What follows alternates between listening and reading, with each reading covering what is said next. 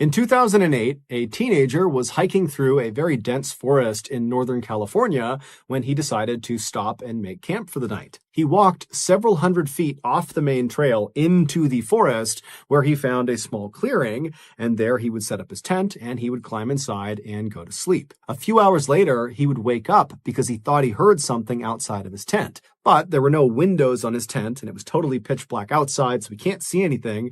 And so he's just laying there listening, trying to discern what's going on outside. And as he's laying there, he hears it again. And it's the sound of footsteps slowly approaching his tent. But before we get into that story, if you're a fan of the strange, dark, and mysterious delivered in story format, then you've come to the right place because that's all we do, and we upload once a week. So if that's of interest to you, please hide a Bluetooth speaker in the like button's bedroom, and then proceed to play Siberian Husky screaming audio at full volume all night long. Also, please subscribe to our channel and turn on all notifications so you don't miss any of our weekly uploads. Okay, let's get into today's story.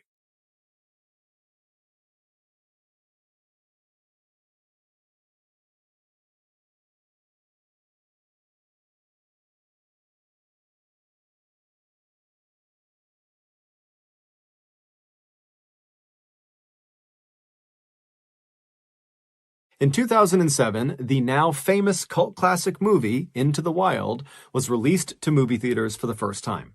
The movie, which is based on a true story, centers on the life of a young man named Christopher McCandless. In 1990, Christopher graduated from a really good school with honors, and by all accounts, he could have gone on to get a really good, high-paying job, but Christopher didn't want a job. He wanted freedom. And so without telling his parents, because they would not have been happy about this idea, he gave away all of his possessions, he gave all his money to charity, and he headed off to Alaska to live off the grid by himself. He eventually would find this rusted out old city bus in the middle of the Alaskan wilderness, and he would make this bus his shelter, and he would live inside of this bus for 113 days before he unfortunately died of starvation. While Christopher's story is obviously tragic, the movie about his life, Into the Wild, really focuses on Christopher's unrelenting spirit and his constant drive towards getting the thing he wants the most, which is freedom. And so at the end of this movie, the audience is left feeling not sad, but inspired.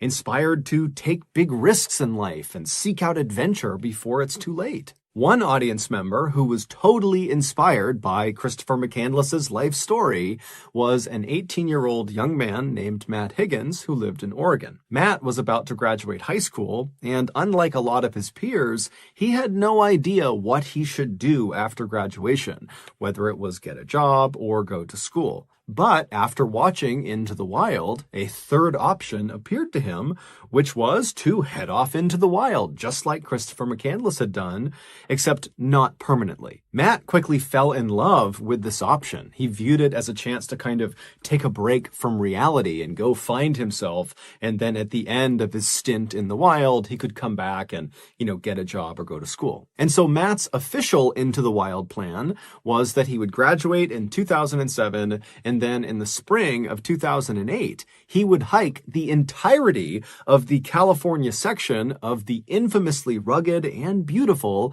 Pacific Crest Trail. And he would do this all on his own. This section of the Pacific Crest Trail that he planned on hiking was roughly 1,700 miles long.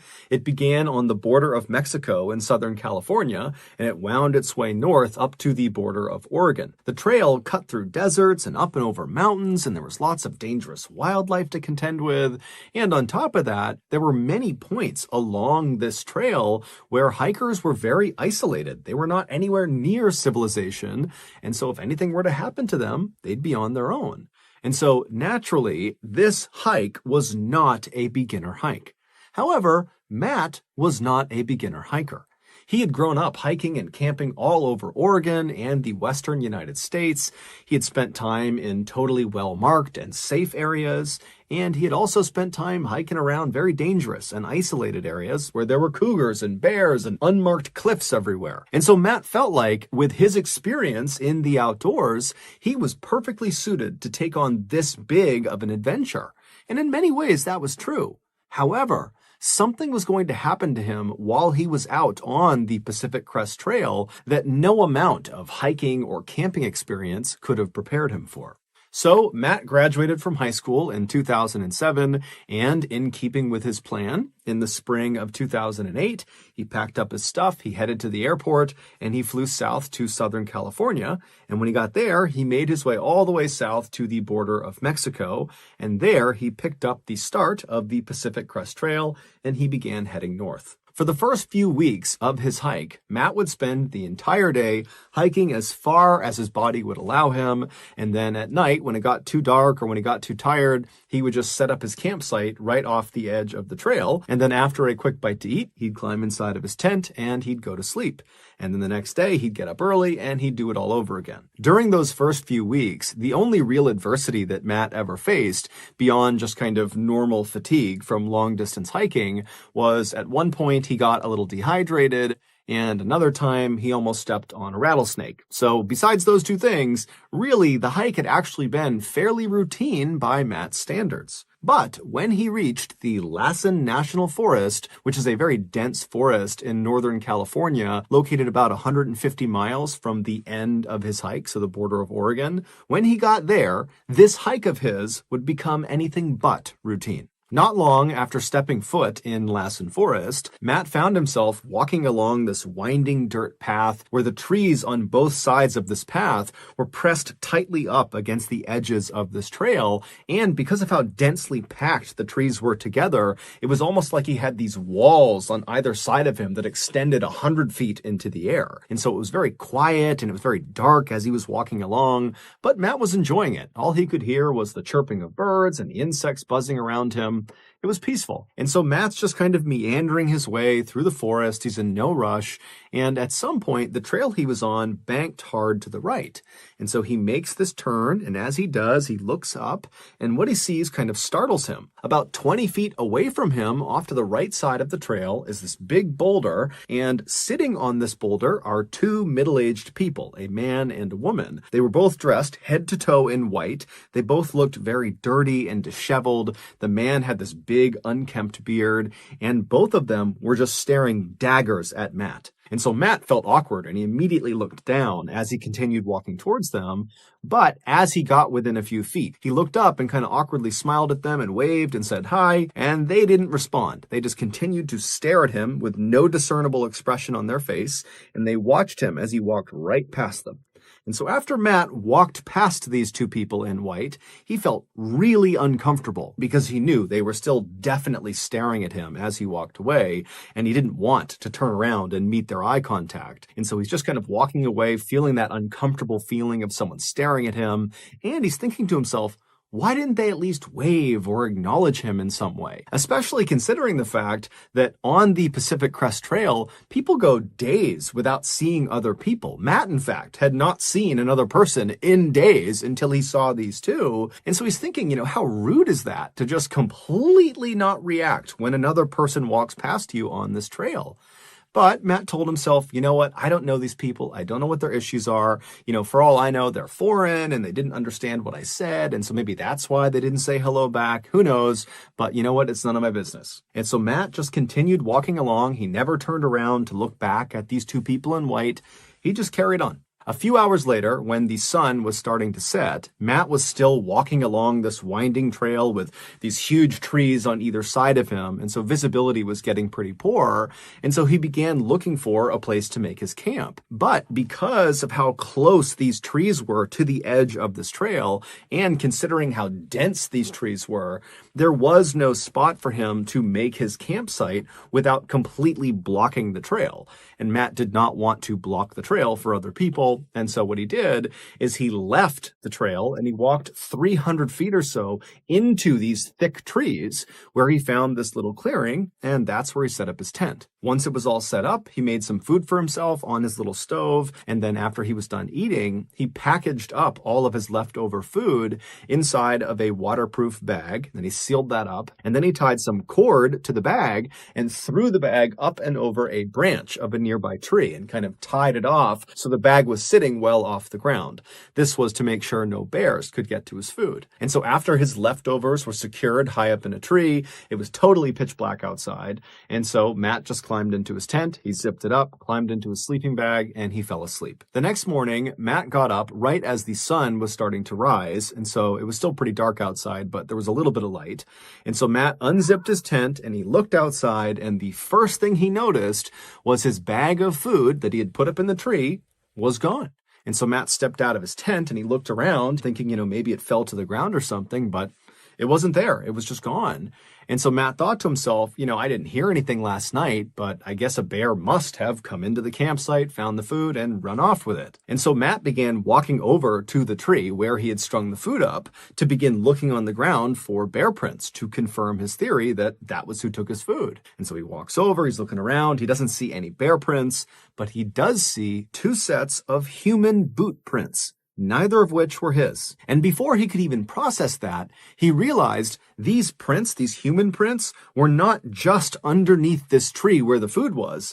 These prints, as he looked around him, extended all the way up to his tent and all around his tent and all over his campsite. And so as Matt is looking at this crazy trail of human prints all over the place, he's thinking to himself, how is this possible?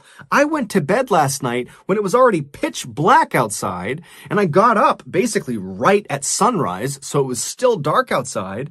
So these 2 people that were walking all over my campsite and cutting my food down, they somehow navigated here 300 feet off the main trail in the middle of nowhere. They navigated here in total pitch blackness, and they did it silently without waking me up. How is that even possible? And so after running through this thought process, Matt realized the only logical conclusion was that the 2 people he saw on the rock, the people in white, had followed him after seeing him. They saw where he left the trail, and they had waited until he fell asleep and then snuck out and robbed him. As Matt's thinking about this, he suddenly realized that maybe they're still around. Maybe he's still being watched.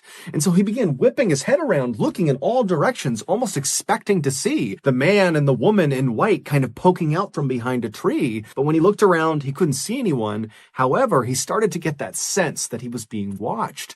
And so feeling really uncomfortable, he quickly packed up his campsite and walked as quickly and calmly as he could toward the trail. And as he walked, he kept thinking to himself that these people are going to jump out from behind a tree, or they're going to grab me from behind. And so he's walking faster and faster and faster. And he finally gets to the trail, and he looks down the trail and up the trail. He kind of looks all around. He doesn't see anybody. And so he tells himself, okay, they're gone. So he took a deep breath, he composed himself, and he started walking north again along the trail. Matt walked for several hours, periodically looking over his shoulder, again expecting to see the man and woman in white, but he never did. And eventually, this narrow path kind of cutting through the dense forest opened up to this big, beautiful field. And by that point, the sun was high in the sky. And so Matt's walking in this very beautiful open area. He can see in all directions. There's sunlight beaming down on him.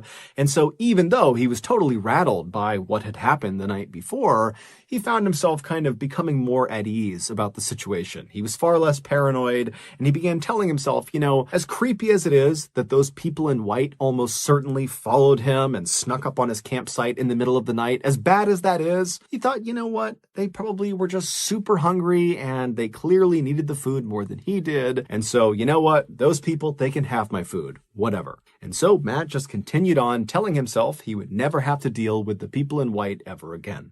However, he would be wrong. Over the next 3 days, Matt continued making his way north through the Lassen forest, and the trail he was on would weave between those big, beautiful open areas back inside those very densely forested areas where the trees were practically right on top of you. And during those 3 days, Matt did not see the people in white. He did not have any nighttime encounters with anybody. Nothing got stolen. And so that only reinforced the idea that, he had been a target of opportunity. They had taken what they wanted from him, and they were no longer following him. But on the 4th day after the food stealing incident, things would get spooky for Matt again. On that 4th night, Matt was once again forced to leave the trail he was on. He was in one of those very densely forested areas and walk well off the trail to find a clearing for his tent. And so he walked, several hundred feet away. He finds this clearing. He sets up his tent. And then also he sets up a perimeter of sticks all around the outside of his campsite. This was a precaution he had begun taking after the food stealing incident. These sticks were an early warning system where if any animal or person came too close to his campsite, they would step, in theory, on these sticks and they would break and they would alert Matt in the middle of the night. And so after his campsite was all set up and all prepared, Matt sat down and had a quick bite to eat. And then after storing his food, he climbed inside of his tent and he fell asleep.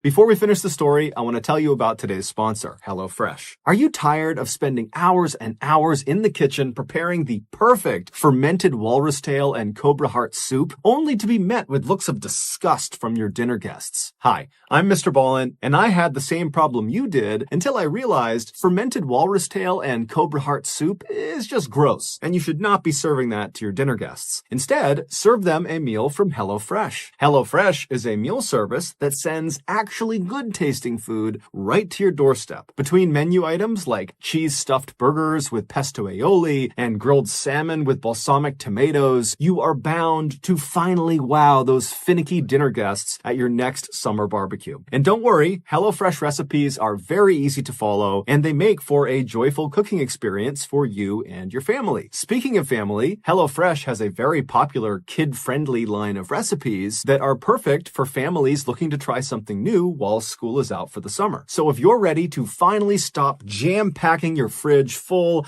of all those uneaten fermented walrus tails and cobra hearts, packing your fridge full of uneaten fermented walrus tails and cobra hearts, then you need to sign up for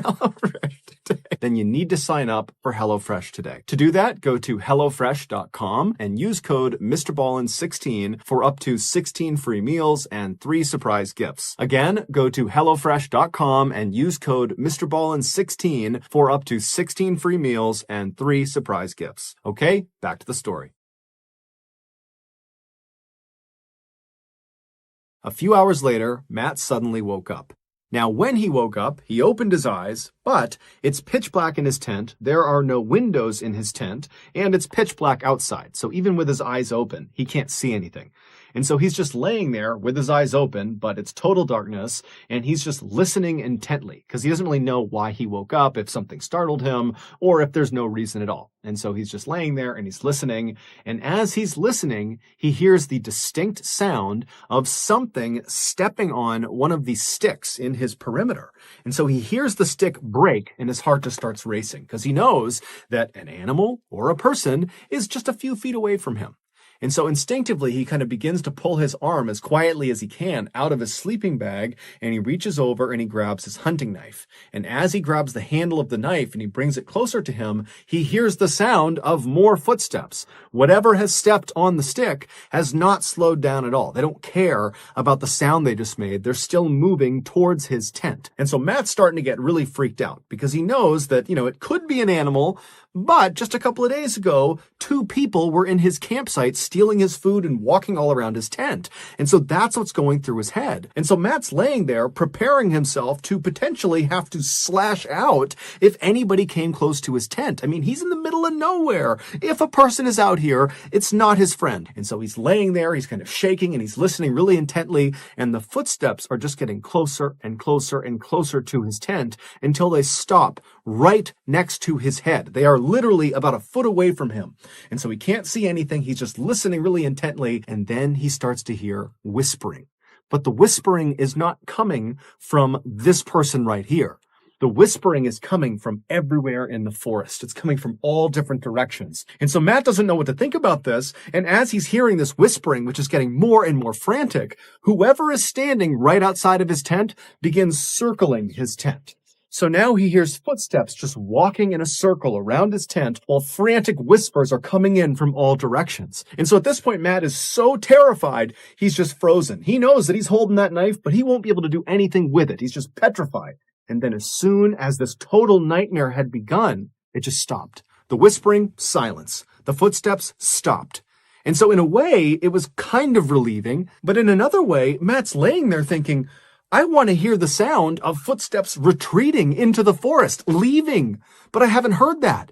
It went from footsteps all around the tent and whispering everywhere to silence, as if whoever is out there is still out there, and they're just standing there waiting for him. And because it's so dark, he can't even look. He can't look outside and see. And so he's left just laying in his tent, wondering if 1, 2, 3, 4, 5, 10 people are just waiting outside of his tent. He's got no idea. And so finally the sun would come up in the morning, and again, Matt has not heard the sound of retreating footsteps. And so maybe they're still just standing outside. But once the sun had totally come up and there was some light outside that he could see through his tent, Matt decided he just had to check. And so he reached over and he quickly unzipped the flap of the tent and he looked outside. He didn't see anyone. He leapt outside with his knife, ready to confront anyone who was out there, but there was no one.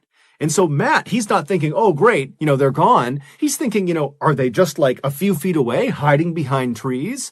And so for a few minutes, Matt just began looking all around his campsite, kind of expecting to see, those people in white or other people he doesn't know, but he doesn't see anyone. And then Matt starts thinking to himself, was this just a nightmare? Did that not even happen? Am I imagining this? But when he looked down, he saw clear boot prints all over his campsite, including a nice track all the way around his tent. And so this nightmare really had played out in real life. And so he quickly gets everything back into his pack. He throws it on his shoulder and he just starts running back towards the trail. And when he got to the trail, he continued running north. And as he's running along and looking over his shoulder the whole time, he's telling himself, I just need to get out of Lassen National Forest. I need to get out of the people in white's turf, get away from this place, and I'll be left alone. And so that motivated him to spend the whole day moving as fast as he possibly could. And by that afternoon, he had finally escaped Lassen National Forest. He was out and he was in one of these smaller towns that kind of butted up alongside this forest. And so that night, he camped out right near this town. He wanted to be as close to civilization as possible to ensure his safety. And so as he's laying in his tent that night, he began thinking about what had happened over the past couple of days. At this point, he was nearly certain that the people in white that he had seen on that boulder, they had to be behind these nighttime encounters. They just had to be.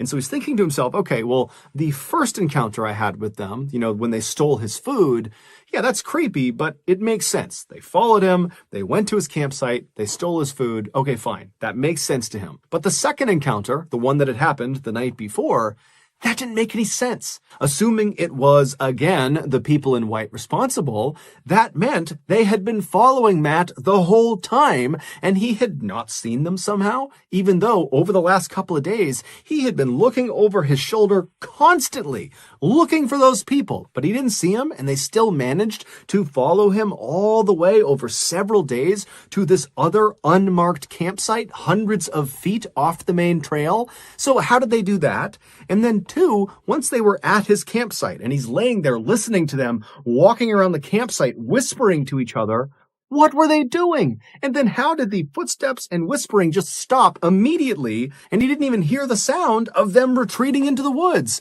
How did they do that? And so Matt would go over this until finally he would fall asleep. And then the next morning when he got up, it was the first thing he was thinking about, the people in white. What were they doing and why and where were they? And so as Matt packed up his campsite that morning, it did cross his mind, that maybe he should just stop the hike right now and call his family, have them come pick him up and get out of here. But this hike, this huge hike he had planned, was really important to him, and he was only about 100 miles away from the finish line, which meant he had already hiked over 1,600 miles, and he just didn't want to quit. He wanted to finish what he started.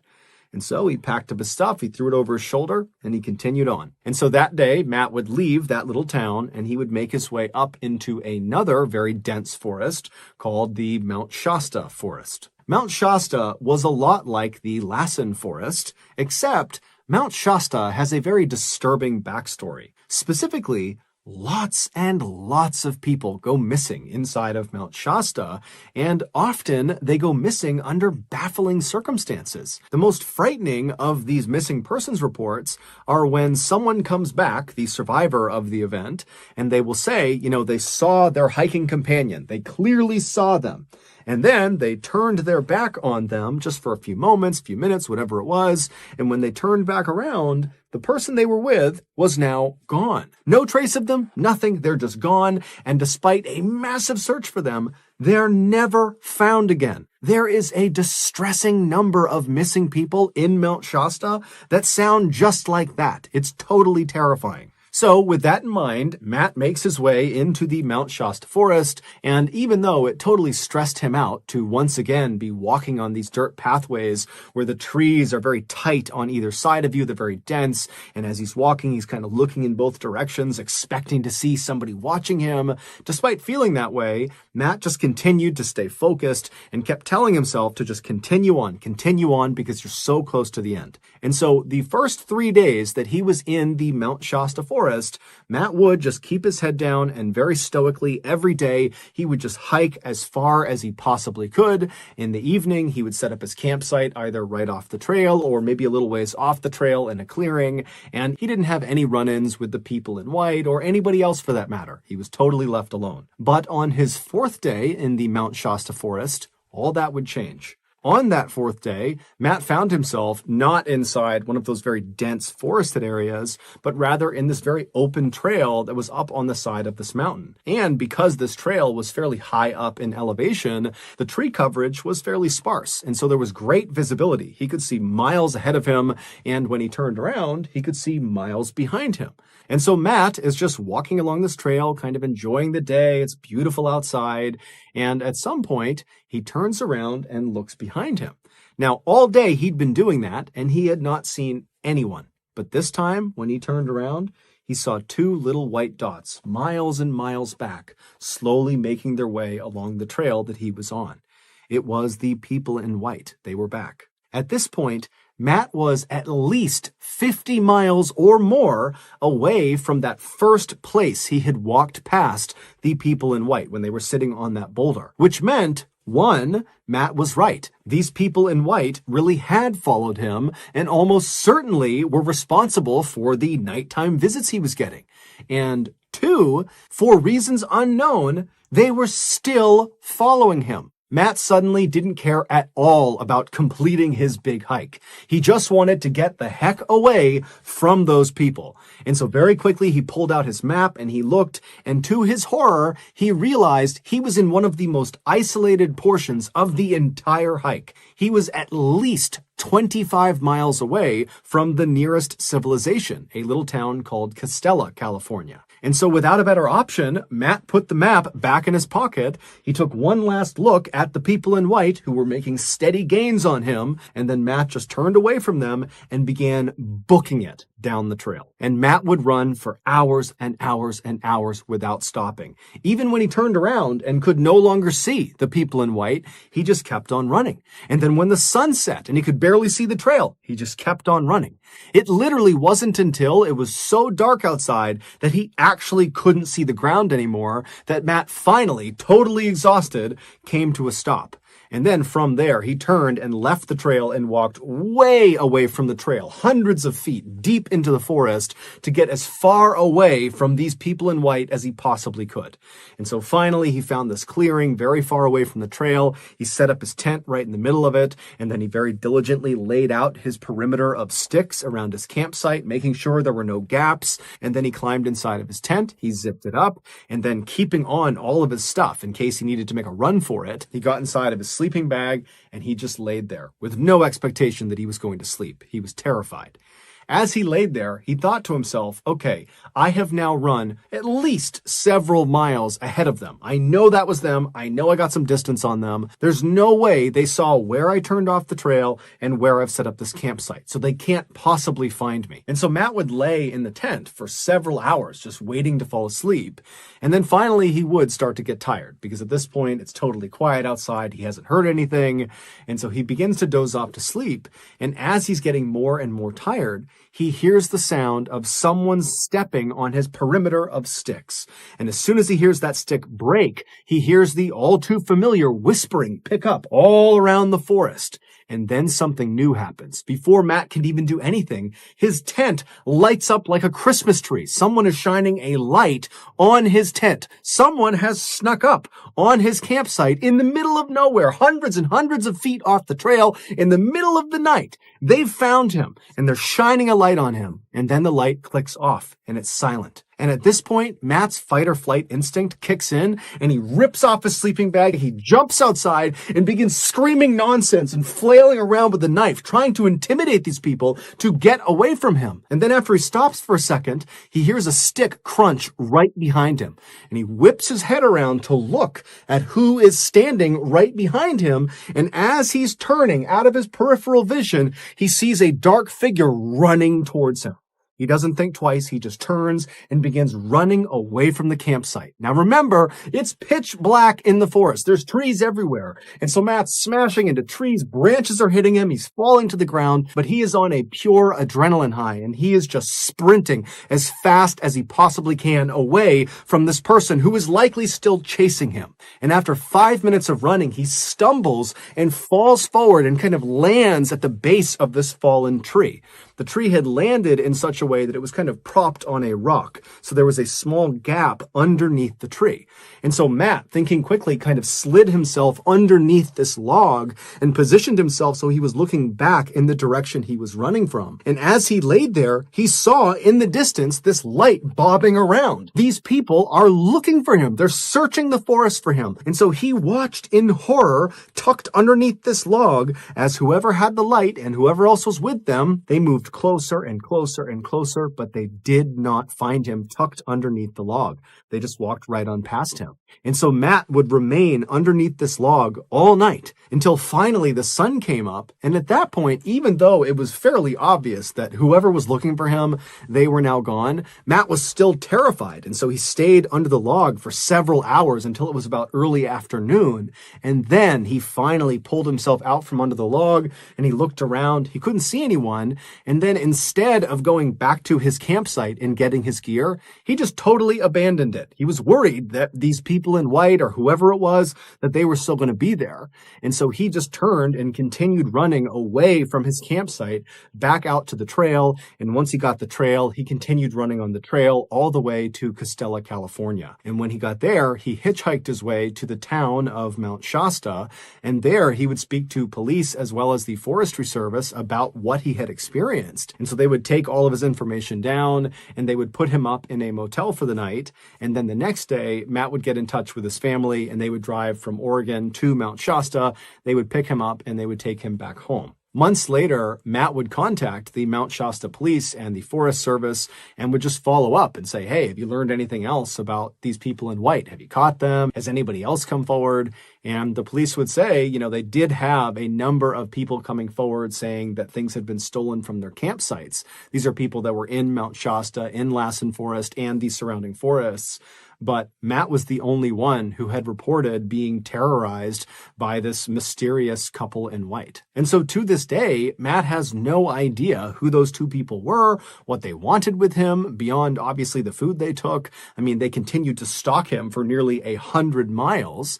And he has no idea how they were able to keep finding his campsites that were hundreds of feet off the main trail in unmarked areas that they would somehow navigate to in total darkness without alerting Matt. It's all a big mystery. So that's going to do it. If you got something out of today's episode and you haven't done this already, please hide a Bluetooth speaker in the like button's bedroom and then proceed to play Siberian Husky screaming audio all night long. Also, please subscribe to our channel and turn on all notifications so you don't miss any of our weekly uploads. We now have a podcast called the MrBallen Podcast where we upload brand new, never before heard podcast exclusive stories on Monday mornings. And then on Thursday mornings, we upload remastered audio from some of our most popular YouTube videos. Again, the podcast is just called MrBallen Podcast, and you can find it on Spotify, Apple Podcasts, Amazon, Google, anywhere you find podcasts, you can find it there. We also have 2 additional YouTube channels. One is called MrBallen Shorts, which just posts random short videos and lost episodes. And the other channel is called MrBallen en Español, and it's a Spanish language channel. We also post near daily content on our Facebook page and our Snapchat channel. Both of those are just called MrBallen. If you want to get in touch with me, please follow me on any major social media platform and then send me a direct message. My username on all platforms is just @MrBallen, and I really do read the majority of my DMs. We also have some really cool merchandise, so head on over to shopmrballen.com to have a look.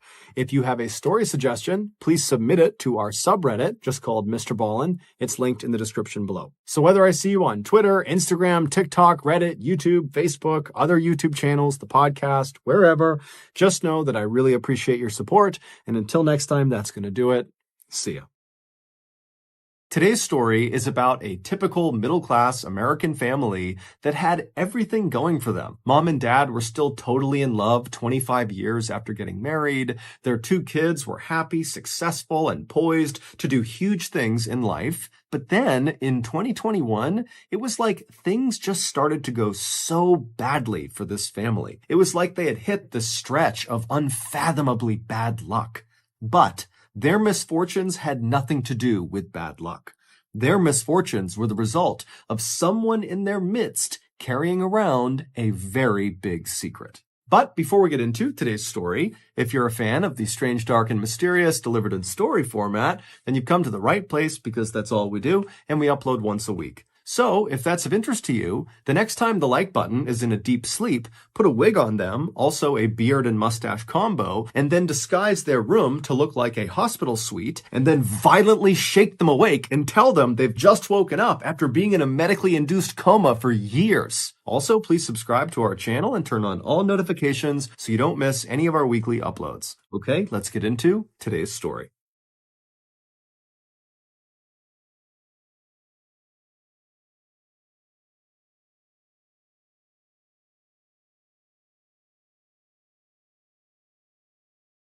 In the early 1990s, a woman in her early 20s, named Krista Frater, was working as a manager inside of a retail store called the Boston Store in Madison, Wisconsin. Not long after she was hired there, the Boston Store would hire another employee to work at their Madison location. His name was Bart Halderson, and like Krista, he was in his early 20s, although he was 3 years younger than Krista, and he was hired to be a clerk. Bart and Krista didn't know each other before working at the same location, but their shifts often overlapped, and so in time they got to know each other, and they found they had a lot in common. They both had grown up roughly outside of Madison, Wisconsin. They both had graduated from the same college, the University of Wisconsin-Madison, and they both shared a love of home design. Krista, who had majored in art history in college, was very passionate about interior home design. As for Bart, he was just one of those people who naturally could fix just about anything with his bare hands,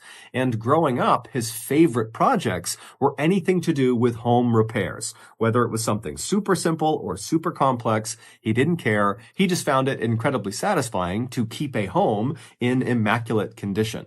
And so Bart and Krista bonded over their commonalities, and in time, their working friendship evolved into a full-fledged romance. And by 1994, they had left the Boston Store, they had gotten married, and they had moved in together to their own apartment in DeForest, Wisconsin, which is not far from Madison. 2 years after that, in 1996, Bart and Krista welcomed their first child into the world. It was a little boy who they named Mitchell. And as soon as Mitchell was born, Krista decided she wanted to stay home with the baby, and Bart was in full support, and so he went out and he got a great job as an accountant, which paid enough money to pay for the whole family. And 18 months after Mitchell was born, Bart and Krista welcomed their second and final child, another boy who they named Chandler. A few years after Chandler was born, Bart and Krista had saved up just enough money that they could finally afford to buy a house of their own. And the house they finally settled on was just this very modest, small, 2-story home in this very quiet little town in Wisconsin called Windsor. Windsor is not far from DeForest, where they had been renting an apartment. But this little house in Windsor was perfect for Bart, Krista, and their boys. Not only did it have enough space for the family, But because it was their own house, as soon as they moved in, Krista got to really lean in to her passion for interior design, and she got to design the entire layout of the house. And then she continued to take pride in keeping the house perfectly tidy and beautiful at all times. As for Bart, he immediately began doing home repair project after home repair project. This house became his trophy, and he wanted to make sure his trophy was polished at all times. And it wasn't just the physical house that made this feel like their forever home. It was also their neighbors. As soon as they moved in, Bart and Krista made friends with all of the people that lived on their street, and they were all so friendly and welcoming. And then before long, the Haldersons were deeply invested in community activities like the Boy Scouts and the Kiwanis Club, and they were donating their time and money to other charities. I mean, so quickly, the Halderson family just found where they belonged. And over the next 2+ decades, life for the Haldersons in this little home in Windsor remained perfect. Bart continued to move up the ladder at his accounting firm, and Krista continued to be a devoted mother and housekeeper. As for the kids, Mitchell and Chandler, they were given every opportunity their parents could possibly give them, and in that loving and supportive environment, they both thrived. By 2021, the older brother, Mitchell, who was 25 at the time, he had moved out and was living alone in an apartment, and he had graduated from college. He had landed an incredible IT job with a local, very successful company. He was engaged to be married, and he was about to buy his own house. As for the younger brother, Chandler, who was 23 at the time, he was still living at home with Bart and Krista, but he was doing just as well as his older brother. He was in his final year of college, but he had already accepted a full-time job with SpaceX that was set to start in Florida as soon as he graduated. And while he was in his final year of college, in between his studies, he worked part-time at a local insurance company to help pay rent to his parents, and he also volunteered the rest of his spare time with the Madison Police Department on their rescue scuba diving team. Chandler was also in a committed relationship with his girlfriend. But despite how well everything was going for Bart, for Krista, for Mitchell, for Chandler, their lives were about to take a serious turn for the worst. It all started in June of 2021. That month, Chandler, who was only weeks away from flying out to Titusville, Florida to start his job with SpaceX, fell down an entire flight of stairs, smashing his head in the process. Now, he immediately picked himself up and tried to tell himself that he was okay, but over the course of that day, he started to feel woozy and disoriented, and his legs started to feel numb. And so in a panic, he rushed himself to the hospital, and unfortunately, when they scanned his brain and they checked him out, the doctors discovered he had a severe concussion from this fall, and he had a brain bleed that almost certainly would require surgery at some point down the road. Also, the numbness in his legs appeared to be the result of permanent nerve damage. And so suddenly, Chandler, who was so excited about this opportunity in Florida, is now back home in a neck brace with a cane to get around. And even with the cane, he can barely walk. And then adding insult to injury, he almost immediately lost the job at SpaceX because he couldn't travel to Florida to start the job. And so they filled it with someone else. Chandler did his best to stay positive and optimistic, but I mean, this was a crushing blow. Everything he had worked for had just been taken away. And it was crushing for his family too. I mean, seeing their beloved Chaz, as they called him, laying on the couch looking totally miserable and depressed all day was awful. But despite how bad Chandler's accident was, the trauma it inflicted on Chandler and his family was nothing compared to what happened next. The Haldersons owned a small cabin that was located in a part of Wisconsin called White Lake. It was located about 3 hours drive to the north of their home in Windsor, and the cabin was situated inside of this rural forested area right near a big lake called White Lake, hence the name of the area. This cabin had been in the Halderson family since the 1940s, and when Mitchell and Chandler were little kids, Bart and Krista would take them up there all the time to go fishing, to go swimming, or just to relax. It was like their vacation home. But at some point, Chandler and Mitchell reached a certain age where they weren't that interested in going to the cabin anymore, and so as a result, Bart and Krista basically stopped going. However, just 2 weeks after Chandler's horrific injury, there was this huge storm that rolled through the White Lake area. And after the storm had passed, some people who lived permanently in White Lake called Bart and Krista and told them, hey, I was driving past your cabin and I saw there was some broken windows. It looks like your cabin might have been damaged from this storm. And so Bart and Krista, they're thinking, oh my goodness, we got to get up there as soon as we can and patch up that window and fix the rest of the cabin before another storm rolls through and totally ruins the cabin. And so Bart and Krista pull out their calendar and they see the next weekend coming up is the 4th of July weekend. The 4th of July is a very big holiday in America. It's when we celebrate our independence. And the way White Lake celebrates the 4th of July is with a big parade down Main Street and these amazing fireworks out over White Lake. And so Bart and Krista, they figure, you know what, let's just hold off and head up to our cabin in a couple of days to time it with the 4th of July weekend, and we can make the necessary repairs and we can enjoy the festivities of the holiday and kind of have a mini vacation up there. And so that was all fine and good.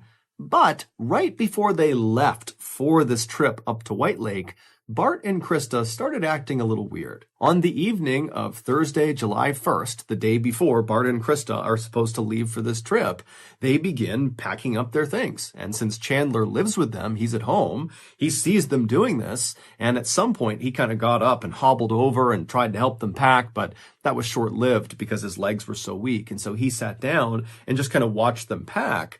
And what he saw is they were packing lots and lots of cash and silver bars into their luggage. Although this was kind of odd to Chandler, he decided not to say anything because he figured, you know what, maybe they want to stash their cash and silver in the cabin like a keepsake, I don't know, but it's their business, it's not mine. And so Bart and Krista, they continue to pack up their things, and Chandler, because he can't go anywhere, just continues to kind of watch them pack.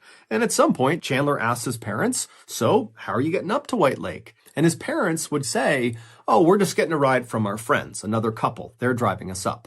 But they didn't tell him who the couple was. They basically just said, it's our friends. And so again, Chandler's sitting there thinking, okay, this whole thing is a little bit weird, but you know what? It's their business. I'm not going to ask about it. They obviously don't want to tell me. And so he just kind of let it go. And so at some point, Bart and Krista, they finish packing and they move all their luggage to the front of the house right near the front door. And then a little while later, they and Chandler would retreat to their rooms and they would go to sleep.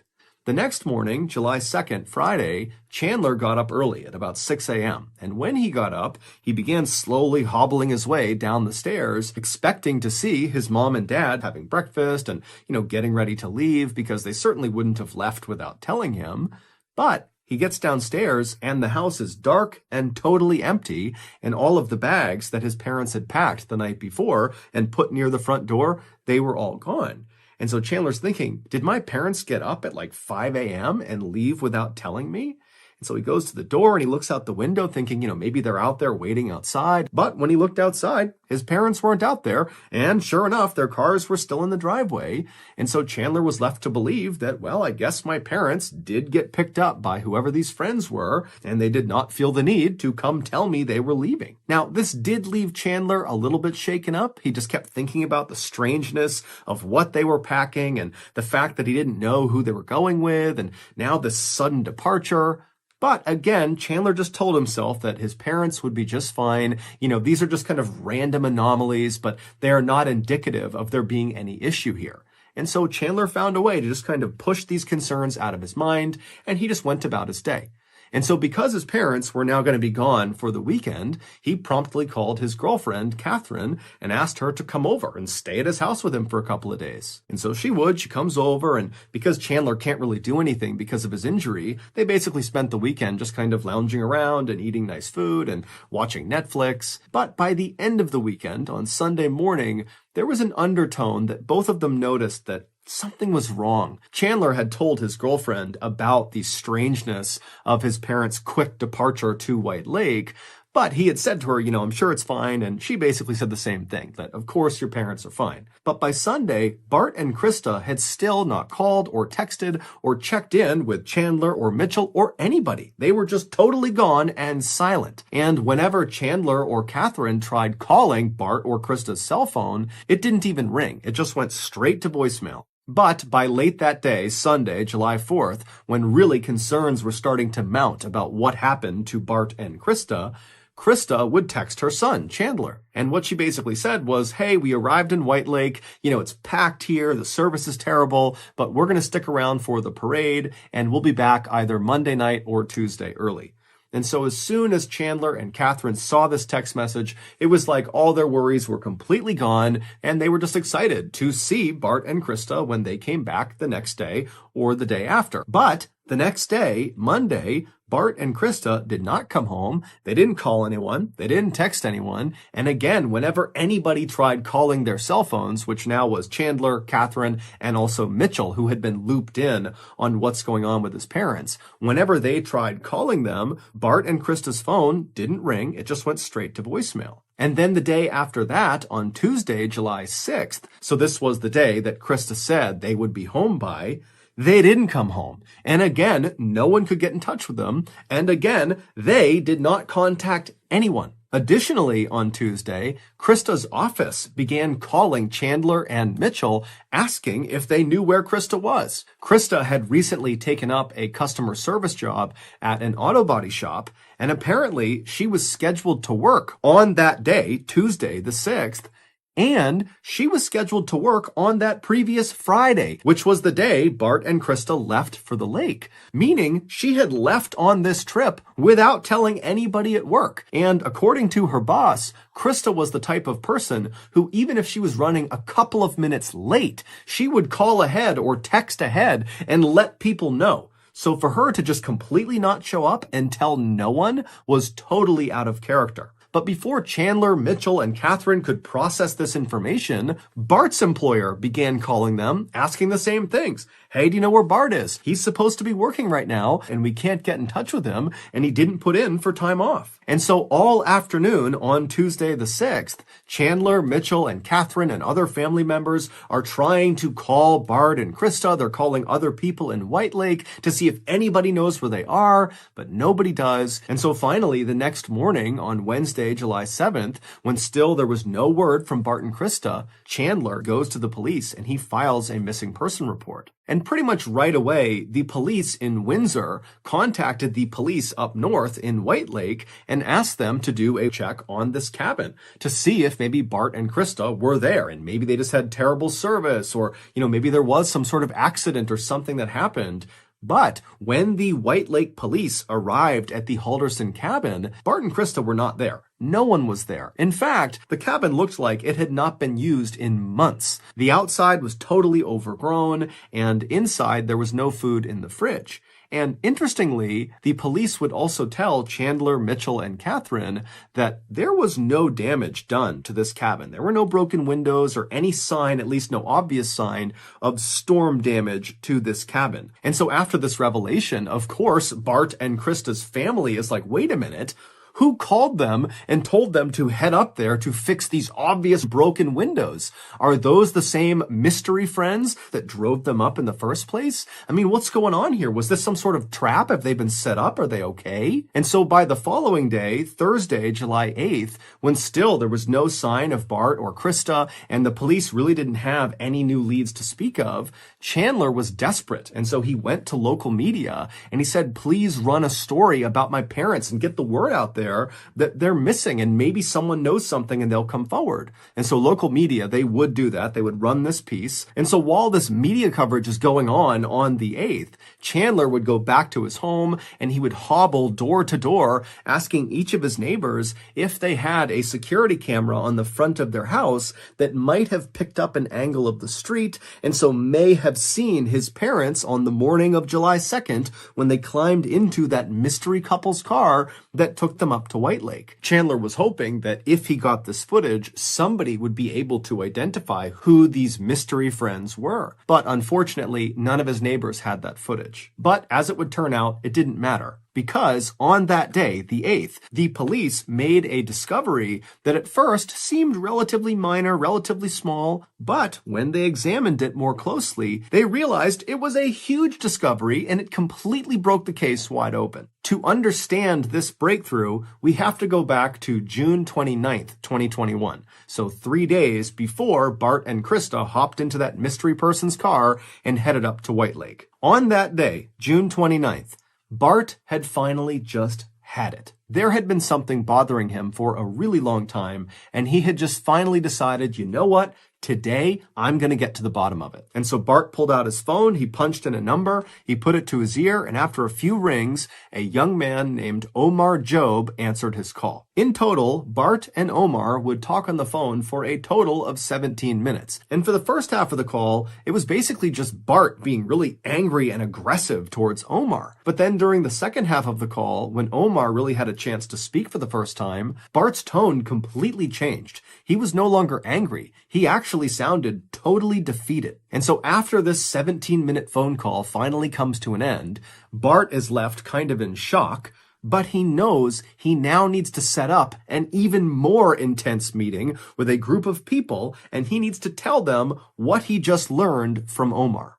And within 24 hours, Bart had set this additional high-stakes meeting with this other group. It was set for 3 p.m. on July 1st. July 1st was the day before Bart and Krista would leave for White Lake. And so on July 1st, the day of this new pivotal meeting, Bart was working from home, and at some point he looked at his watch and he saw it was just after 2 p.m. And even though this meeting he was going to have was still an hour away, the location of the meeting was a bit of a drive away, and so he knew he needed to leave soon. And so Bart stopped working and he texted Chandler, who was in the house with him. He just said, "Ready to leave when you are." Chandler was aware of how important this meeting was for his dad. He also understood the terrible position his dad was in. And so he had agreed to go with his dad to this meeting. And so after a couple of minutes, both Chandler and Bart have gotten dressed and ready for this meeting, and they met downstairs on the first floor. And after kind of a nod to each other, they begin walking towards the front door. But then something happens. Chandler was standing behind Bart. And so as they're moving towards the door, Chandler reaches out and grabs a rifle he was hiding on the first floor. He raises it and he fires at least 2 shots into his father's back. And then once his father fell to the ground and was either dead or dying, Chandler, calm as can be, pulled out his phone and he texted his mother and told her, "Hey, Dad's phone is dead, so just text me." And then Chandler also sent his mother a text saying, "Get soda on your way home." To which his mother just wrote, "'Kay, I can," smiley face. All Chandler was trying to do was buy as much time as possible to prep the house for his mother's return. And so over the next couple of hours, we don't know exactly what Chandler did, but it's assumed he moved his father's body into some hiding place, and then after maybe trying to clean up a little bit, Chandler laid in wait for his mother. And at 4:58 p.m., Krista would clock out of her job at the automotive shop. She would make a pit stop at a store to buy Chandler some soda. And then between 5:15 and 5:30, security cameras on neighbors' houses would pick her up pulling into her driveway. And then just a couple of minutes later, she walked inside of her beautiful little dream home where she had raised her family over the past couple of decades, only to be immediately gunned down by her son the second she walked inside. It would turn out Chandler was living a double life.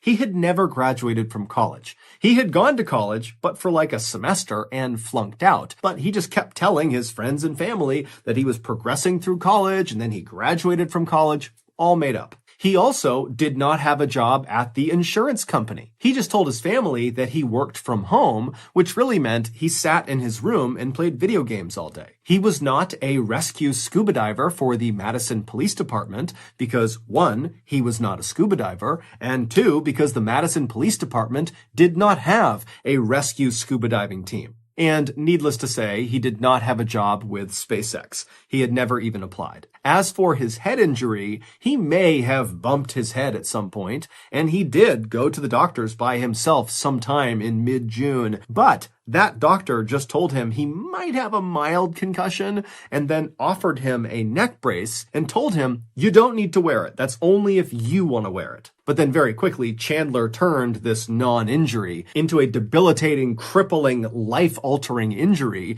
and literally hobbled all around with a neck brace and cane. And the reason he did that is he needed an excuse for why he wasn't starting his job at SpaceX. In short, Chandler lied about virtually every aspect of his life to virtually everyone in his life. And for the most part, people did believe him. However, his parents were becoming more and more suspicious. Specifically, in 2021, he was telling them, oh yeah, I'm working at the insurance company. But he never had any money. He could barely pay rent to his family, if at all. And so his dad would say to him, how is it you are employed but have no money? And the way Chandler would handle this is he would create fake email accounts pretending to be people in HR at this insurance company. And then acting as them, he would write these convoluted emails that had these ridiculous excuses for why Chandler had not been paid yet. And so he would have that fake email account email his real account, and then Chandler, in his actual email, would write back really angrily and sternly saying, you gotta fix this, my family's not happy. And then he would once again pretend to be the HR person who would say, I'm sorry, it's some issue that you can't affect. We're gonna fix it, but you gotta wait. And Chandler would take these exchanges and he would forward them to his father. And while Bart didn't necessarily totally believe what he was being shown, it was enough to get him to stop asking questions. But Bart and Krista were also suspicious of other aspects of Chandler's life, like, for example, his school records. At some point, he needed to show them his transcripts, and he would tell them, oh, I can't access my transcripts. And so Bart and Krista are like, why? Can't you just log in and pull up your unofficial transcripts at least? And the way Chandler would handle this was the same way he handled the insurance company. He would create fictitious email accounts of people that were college advisors at Madison College, where he claimed to have gone and graduated from. And he would do those phony back and forths where it looked like the college was telling Chandler, sorry, you can't get your transcripts. It's this huge problem that's totally our fault, not yours, but you just gotta wait. There's nothing else you can do. We can't get them for you right now. And when Chandler would send these exchanges to Bart, Bart would get totally worked up about it. And finally, he demanded that Chandler give him a phone number so he can talk to one of these college advisors. And so Chandler went out and got a burner phone from a convenience store, and he gave that phone number to his dad. And then when his dad called this number up, somebody picked up, someone introducing themselves as Daniel Spieth, which really was just Chandler disguising his voice. And Daniel Spieth would give Bart the same spiel about how, oh, I'm so sorry, it's all the college's fault that we can't get your son's transcripts. You're just gonna have to wait. And so finally, on June 29th, 2021, Bart had just had it with his son. He was convinced his son was lying, or there was something going on. There was just too much about his son's life that didn't add up.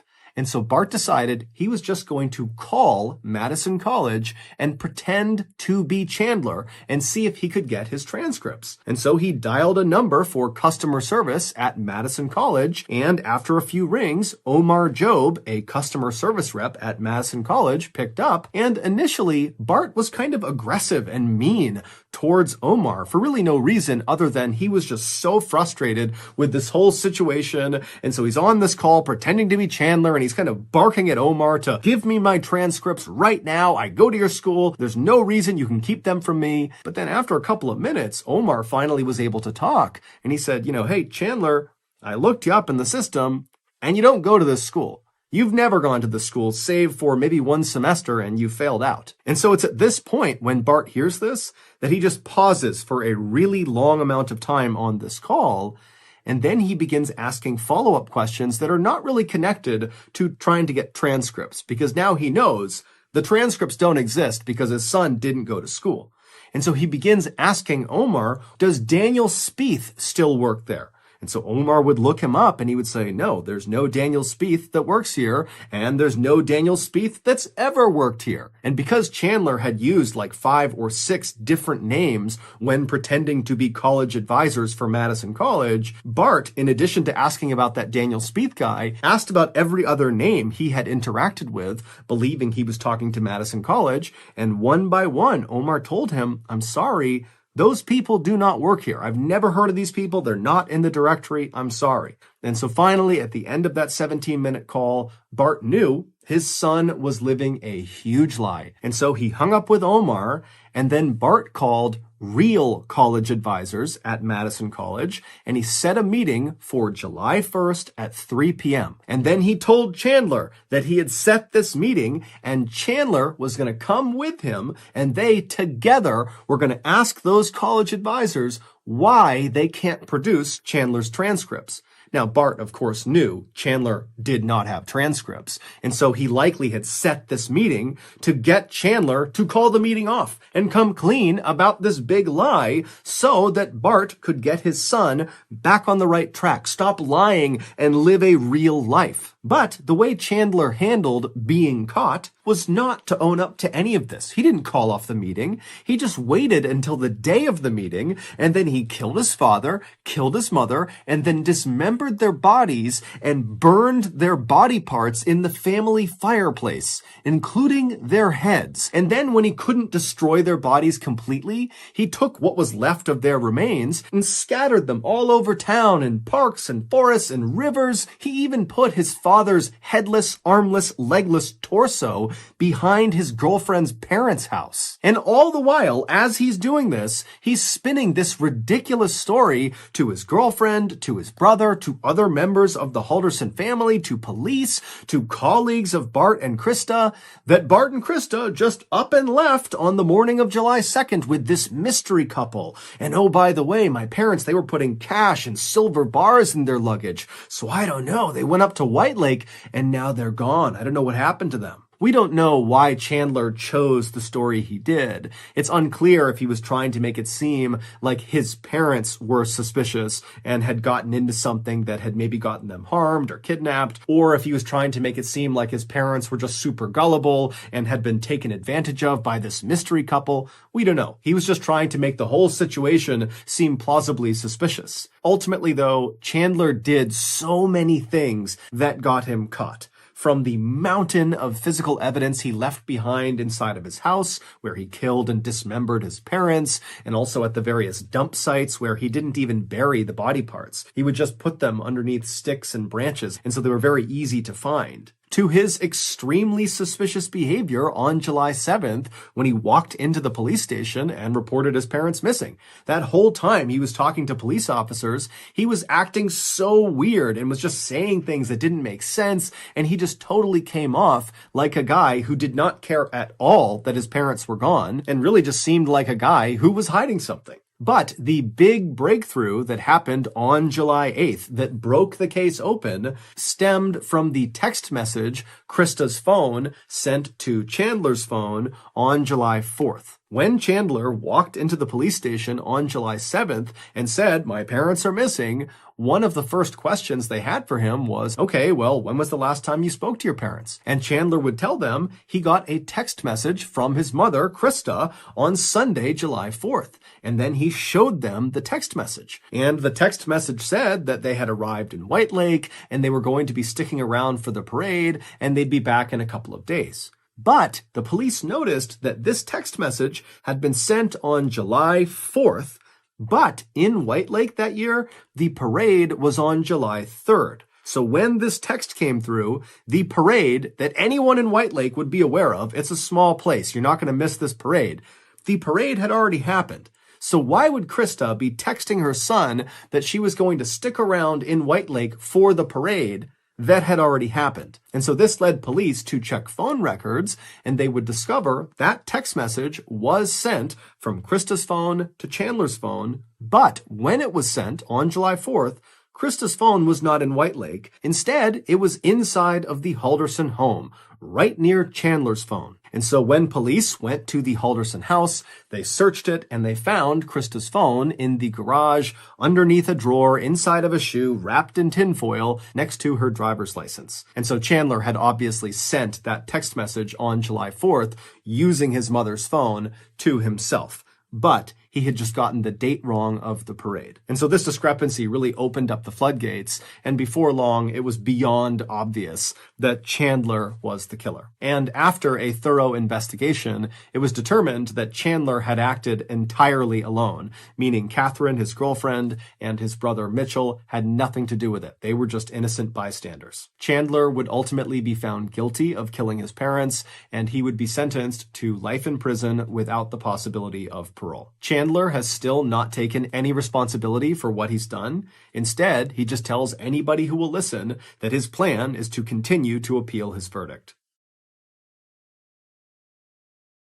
So that's going to do it. If you got something out of today's episode and you haven't done this already, the next time the like button is in a deep sleep, put a wig on them along with a mustache beard combo, and then decorate their bedroom to look like a hospital suite, and then violently shake them awake and tell them they've been in a medically induced coma for years. Also, please subscribe to our channel and turn on all notifications so you don't miss any of our weekly uploads. We now have a podcast called the MrBallen Podcast that puts out brand new stories on Monday mornings, and we put out remasters of our best YouTube audio on Thursday mornings. That podcast is available on YouTube, Spotify, Apple Podcasts, Amazon, Google, basically anywhere you can find podcasts, you can find this one. We now have a registered 501c3 charitable organization called the MrBallen Foundation that makes it as easy as possible for you to join me, my family, and my team in supporting those whose lives have been most impacted by violent and heinous crimes. Monthly donors to the MrBallen Foundation Honor Them Society will receive free gifts and exclusive invites to special live events. But the real reward is helping to create a new ending to the story for victims of violent crime. Go to MrBallen.Foundation and click Get Involved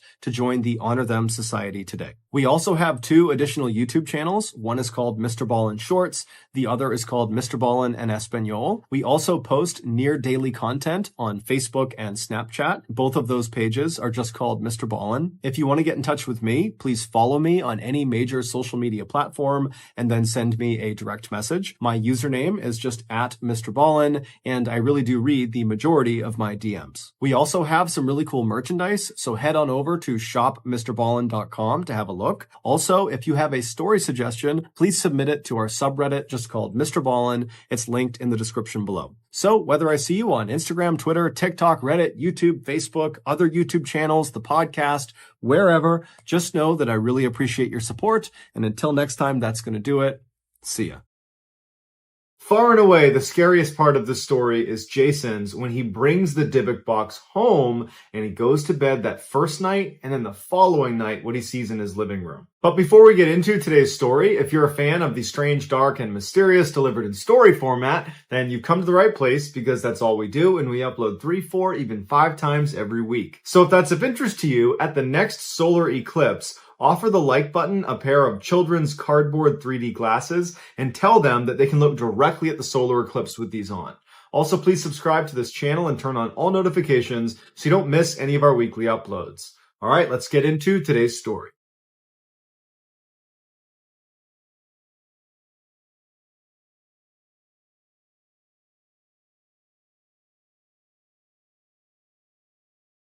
In 2003, Kevin Mannis owned an antique shop right in downtown Portland at the base of the Burnside Bridge, which is considered the gateway to the city. Because Kevin owned this antique shop, he was always at yard sales and estate sales looking to find the next thing he could sell at his shop.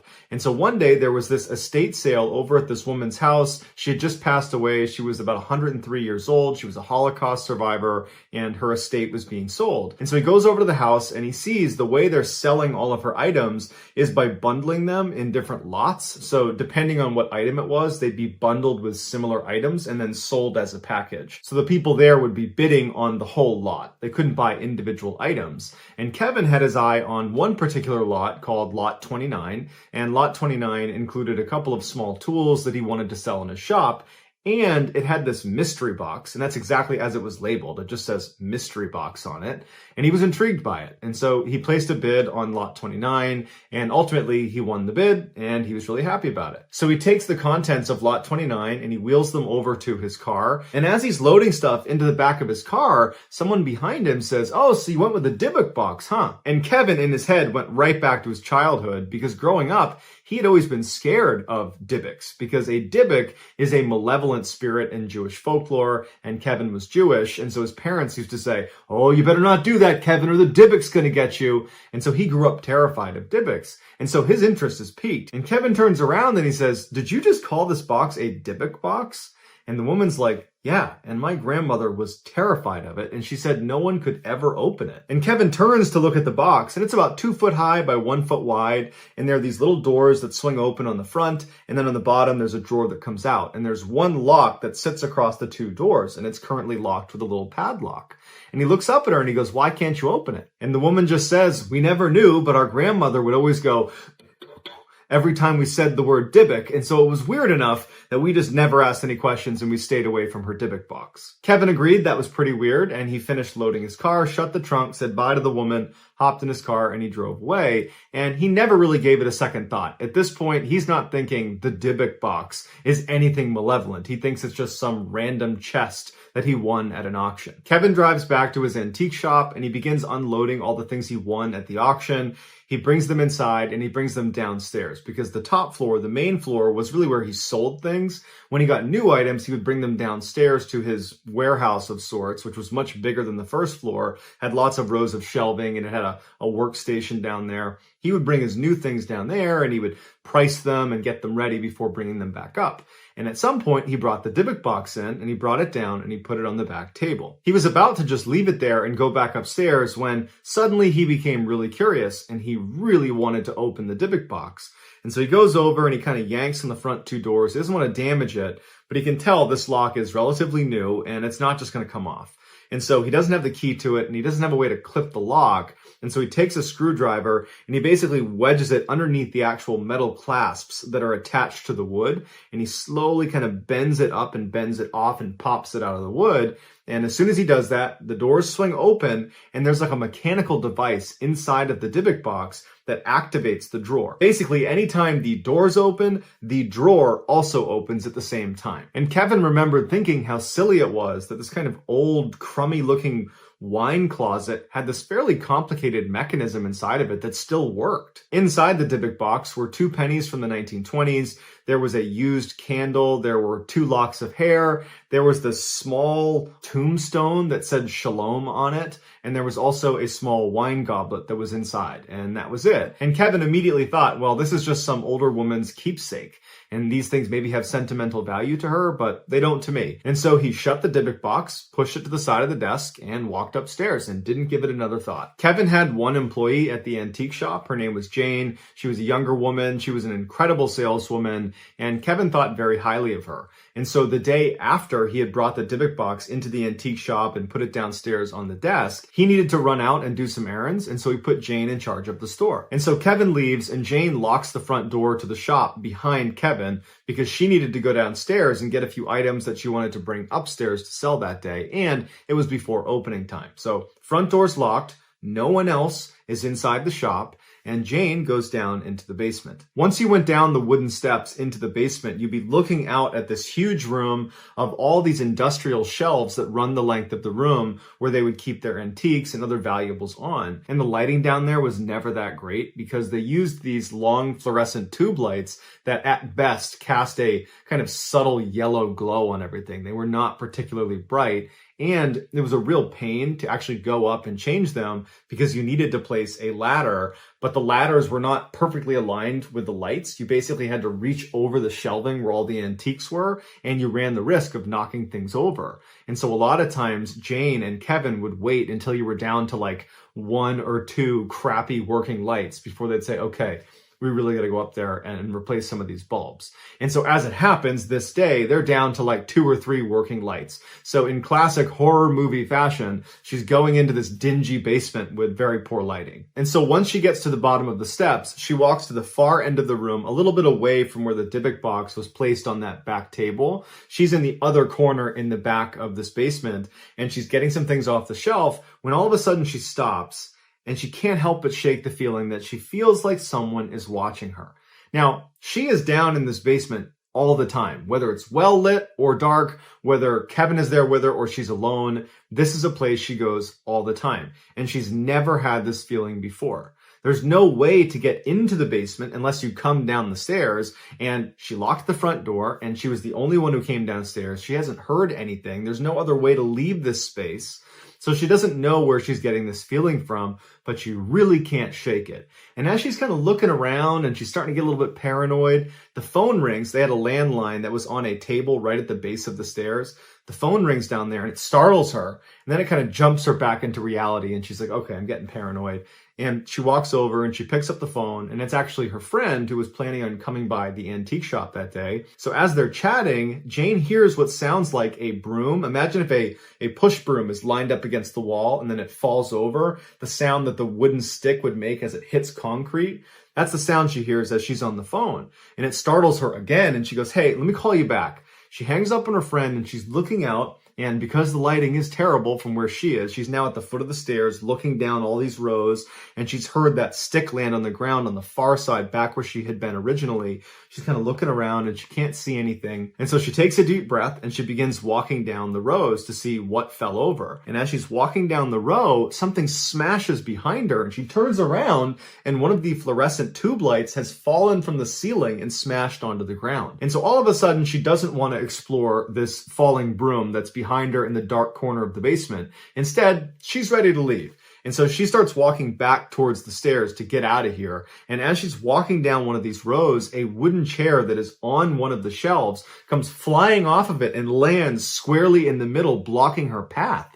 And there's no way this could have happened unless someone pushed this chair. And suddenly she thinks, someone's down here with me. And she screams and she hurdles the chair and she runs to the steps. She starts running up. And to her horror, there is a metal door that locks the basement at night. So if someone were to break in, it's another layer to protect the store from thieves. And it was shut and locked. It can only be locked from the outside and with a key. So there's no way she would have done this by accident. And now she's freaking out because she's trapped in the basement with some person running around, pushing chairs over and breaking lights. And so she grabs the gate and she starts shaking it and she's yelling for Kevin, thinking maybe he came in and forgot I was down here and shut and locked the gate. And she's checking over her shoulder, looking down into the basement, and she starts hearing more lights falling off the ceiling and shattering on the ground. She is in absolute panic mode. She's just waiting for someone to come bounding up the stairs towards her. She has no idea what to do. She pulls out her phone and she calls Kevin. Meanwhile, Kevin is making his way back to the antique shop. He's only a couple minutes away and he sees his phone ringing that was sitting on the passenger seat, and he picks it up and it's Jane, and he answers, and immediately Jane is hysterical and she's screaming that someone's in the antique shop that's breaking things. And Kevin's like, slow down, what's going on? And all he can hear in the background is the sound of what sounds like glass shattering and things falling and breaking. And he's like, wait, what's going on? Are you okay, Jane? Like, where are you? And he hears her say, someone's in the basement. And he goes, well, where are you? And she's like, I'm in the basement. And he was like, get out of the basement, call the police. But as he's trying to get her to do that, the phone cuts out. Kevin was only about a block away from his shop, so he floors it to his shop. He parks outside and he's thinking to himself, what am I walking into? Is there going to be like an active burglary going on? Is she going to be held hostage? Like, are the police going to be there? But he just knows he needs to get in there to Jane, and he gets to the front door and it's locked. So he unlocks the front door and he goes inside and it's silent. When he's looking around, there's no damage to the first floor. There's no damage anywhere.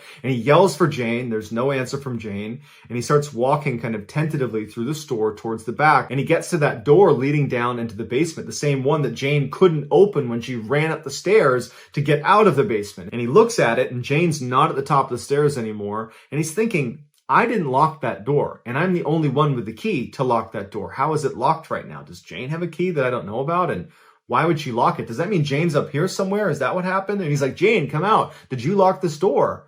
But Jane's not on the first floor, and their first floor is very small. And so he thinks, okay, she has to be downstairs. And so he opens up the gate, he swings it open, and he starts walking down the steps. And he's really cautious as he's going down because, again, he has no idea what he's walking into.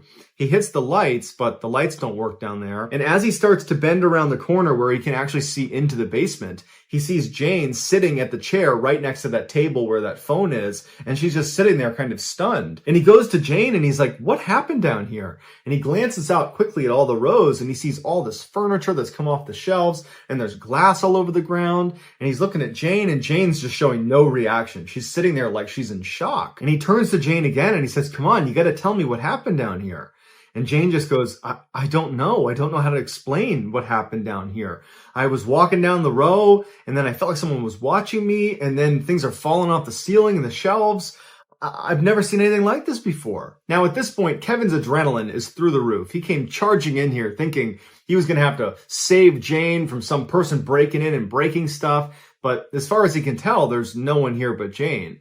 And so he decides he's going to take a flashlight and he's going to explore the basement because either there's someone here or Jane did this. So he grabs his flashlight and he starts walking around and all he sees is a bunch of broken glass and some furniture that's come off the shelves and a couple other things that are on the ground. But other than that, there's no one down here and there's no other way to come in or out of here besides the stairs. So after Kevin is certain that no one else is here, he turns to Jane and he regrets this now. He says in an interview that he feels horrible about this now, but at the time he's thinking to himself, you know, this had to have been Jane. Who else would have done this? I don't know why she did this, but there's no one else here. And he goes, Jane, did you do this? And this is when Jane's emotions came through because before she was in shock, now she's mad. And she goes, F you, Kevin. And she leaves and she doesn't say another word to him and she doesn't come back. She quits on the spot. But at the time, Kevin believed she had done it. So he was kind of like, oh, well, he was not even a little bit thinking the Dybbuk box had anything to do with this. Just a couple of days after the basement incident, Kevin's mother was supposed to come by the antique shop and the two of them were going to leave and get lunch together to celebrate her birthday. As soon as she walked into the shop, Kevin goes, hey mom, I got a gift for you. And he brings over this wrapped box and he sets it down on a table right in front of his mother who's sitting on a chair. And he unwraps it and it's the Dybbuk box. Before Kevin can explain what it is, the phone rings at the other end of the store and he was expecting a call and he goes, hold on mom, I got to get this. And he goes to the back of the store to answer the call while his mom is just sitting there looking at the box. And so while Kevin is at the other end of the store, his mother opens the Dybbuk box and she says she had to sit down as soon as she opened it because she had this unbelievable, overwhelming sense of dread as soon as the doors were open. And she's staring at it like she can't take her eyes away. And then all of a sudden she has a massive stroke. And so she keels over and she can't move and she can't talk. And Kevin sees this happening. He runs over and he's like, Mom, what's going on? He calls 911. And as the paramedics are working on her, she would say that while she was in this kind of paralyzed state, when she couldn't talk and she couldn't move, all she wanted to communicate was to somehow get her son to get rid of that box. She didn't know why, but she felt like the box had something to do with her having the stroke. And so all she could do was move her eyes. And so she found herself, because her son's right here, looking at the Dybbuk box and looking away, looking at the Dybbuk box, looking away, hoping her son would see her eyes as a signal to look at the Dybbuk box and put it together that that thing's bad. And Kevin does realize that his mom is flicking her eyes at the Dybbuk box, but in the moment, he's much more concerned about the health of his mother. And it wasn't until she got put in a hospital and she was being taken care of and he knew she'd be okay, that he remembers, he kind of went over it in his head later that day, that his mom was really scared looking and she was looking at the Dybbuk box like that was the thing that was causing her to be scared. Not the stroke, the Dybbuk box. And Kevin starts thinking to himself, I don't know, there's something off about the Dybbuk box. Either it's really bad luck or there's some truth to you don't open up this Dybbuk box. Either way, I don't want to take any more chances because so long as I've owned this thing, I've had a horrible thing happen in the basement and now my mom's had a stroke. So I want to get rid of it. So Kevin puts the Dybbuk box at the front of his antique store and he puts it up for sale. And very quickly, a young couple came into the store and they bought the Dybbuk box. And Kevin's relieved. He's like, thank goodness that bad luck charm, that whatever's going on with that thing is gone and out of my life. But just a couple of days later, he was in the back of the shop when he heard the door open and then the door shut. And he walked out expecting to see some customers, but instead he sees the Dybbuk box that's sitting right inside his store. Someone must have just dropped it off. And so he walks up to it and he sees there's a piece of paper that's been taped to the top of the Dybbuk box and there's writing on it. And all it says is, "This has an odd darkness about it." This really freaked Kevin out because in a way, it was like other people were confirming that something was wrong with this box. Kevin did not want the Dybbuk box to be in his store. So he put it in his car and he drove back to his house and he put it in his storage locker and he locked it up and then went back to work for the day. That night when he went home, he went to bed and he had this dream. Where in the dream, he's walking in this courtyard and he's holding the hand of this woman who he believes is his friend, and he trusts this person, and the area he's in feels very friendly, and it's a very positive dream. And as he's walking, all of a sudden, this person starts to pull away from him, and he can't move anymore, and he's losing the grip on this person's hand. And they keep moving and moving until their hand is out of his, and they disappear into the corner of the courtyard where it's totally dark. And so he's looking into the darkness, waiting for his friend to come out again, and he can't move. He's anchored to the spot, and as he's looking, he sees what looks like an old woman walking out of the mist. And her head is down, and he can't tell what she's doing. And she's pretty far away, and she's walking closer and closer to him. And when she's about 5-6 feet away, she raises her head up, and her whole face is falling off. All the skin is falling off of her face. It's rotting. She's like a corpse. And she raises her hands up in front of her. Then she grabs his face and begins pulling off pieces of his face until he suddenly wakes up. Kevin had to compose himself in bed because he was so scared from the dream he just had. He sits up and he goes into the bathroom to get a sip of water. And as he walks past the mirror, he notices there are marks on his shoulders and his arms that he did not have before. It looks like bruising almost. And he's looking at them and he's thinking, no way. That has nothing to do with the dream. This is just coincidence that, she was grabbing me in this area in the dream and now I have marks there. It's just coincidence. And so he kind of writes it off and he goes back to bed. And he has the same dream. He gets up again and he's breathing heavily. He's sweating because he just had the same dream. It was this terrifying dream. And he goes back into the bathroom and now his entire back is covered in bruises. He has bruises all over his back, all over his arms. He's got red marks on his neck. And now in his mind, he feels like it has to do with the Dybbuk box.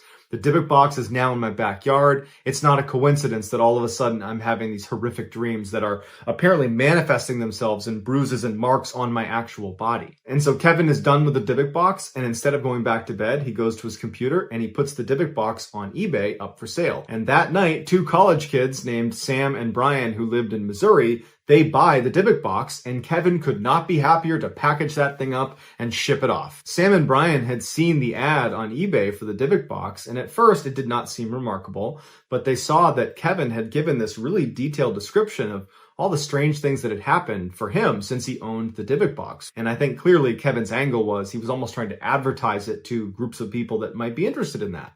And Sam and Brian were exactly that demographic because they were looking for things online that were considered haunted.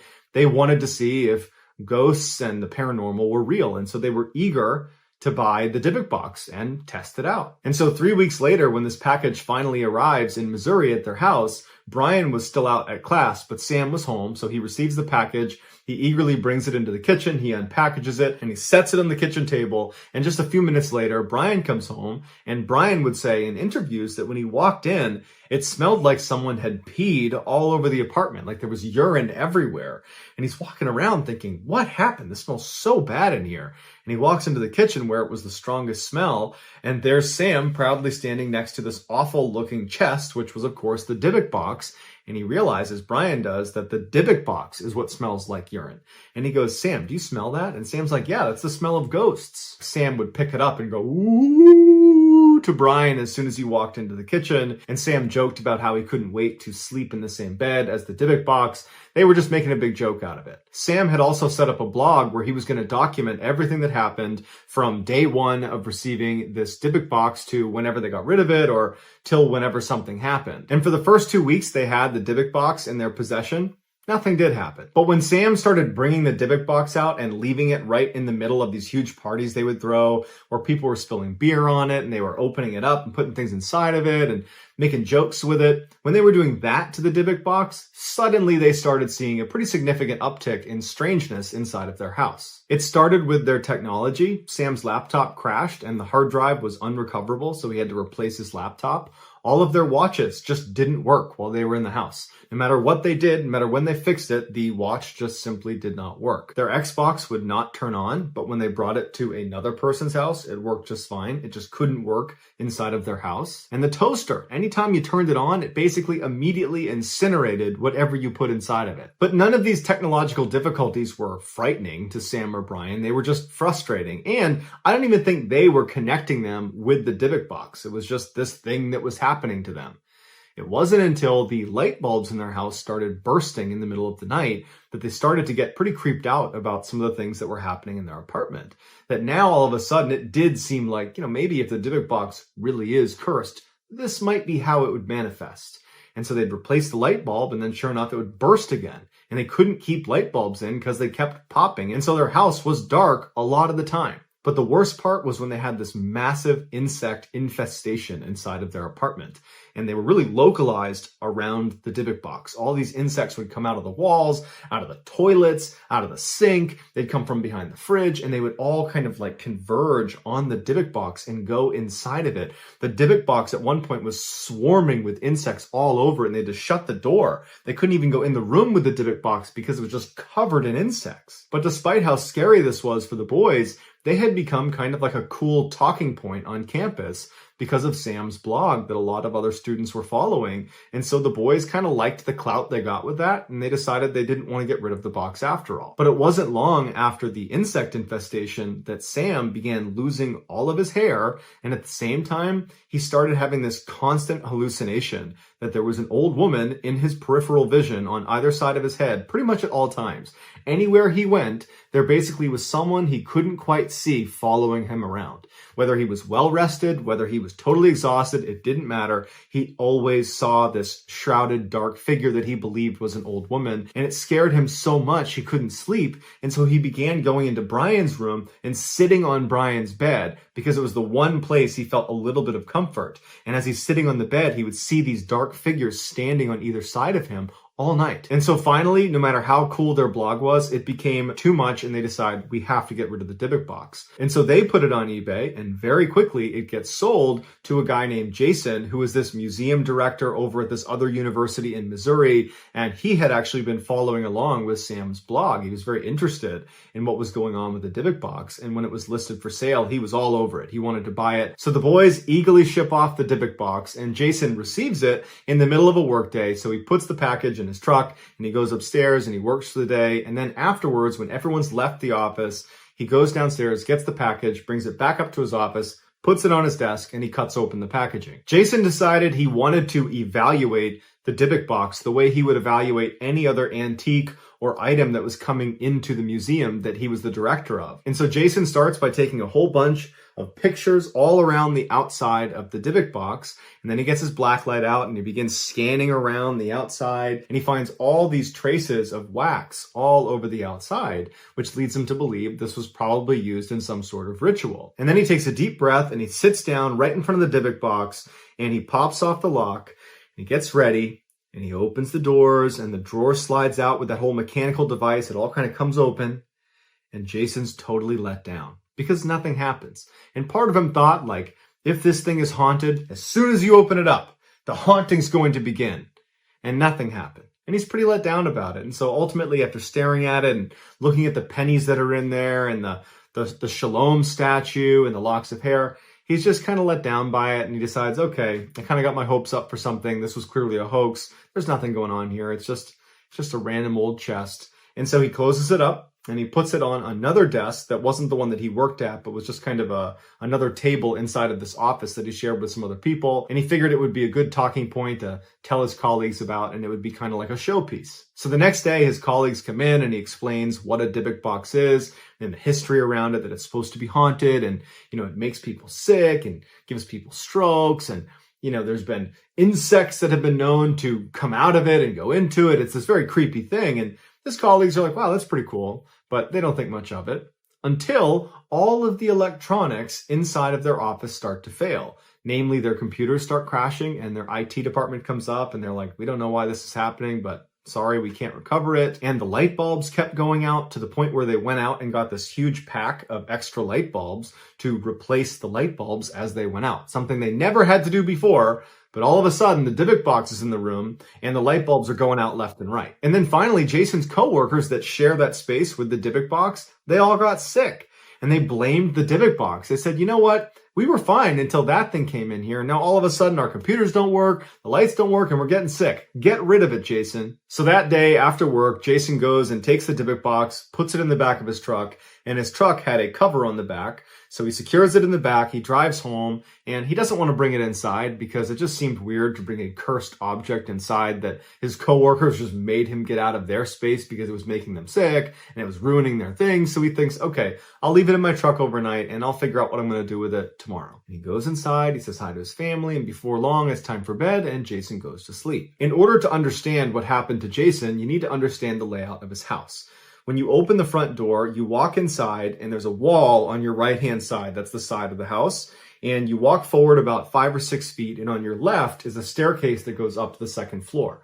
If you walk up that staircase, straight ahead of you is going to be a bathroom. If you go left and walk down the hall another 5 or 6 feet, you come to the master suite where Jason and his wife would sleep. If you walk through that door, there is a wall on your left where there's a big bay window that looks out onto the street. And there's a big street light that sits right outside that projects very orangey yellow light into their room at night. Even though they have a shade up, it's this orange glow that comes through this window right here on this side. And then on the other side of the room is the bed. And the bed is situated where the feet are pointed towards this window over here, and the head of the bed is against this wall. And it's centered on this wall here. And Jason, if you were looking overhead at the top of this bed, Jason's on the left side, so he's the farthest into his room, and his wife is the closest into the room. So that night, Jason goes to bed and he falls asleep. But just a couple hours later, he wakes up suddenly and he can't move his body. He can only move his eyes. He's laying on his back, and the light from the street light is very strong. It's this orangey glow in their whole room. And he's laying there trying to move his hands and his legs, but he can't do it.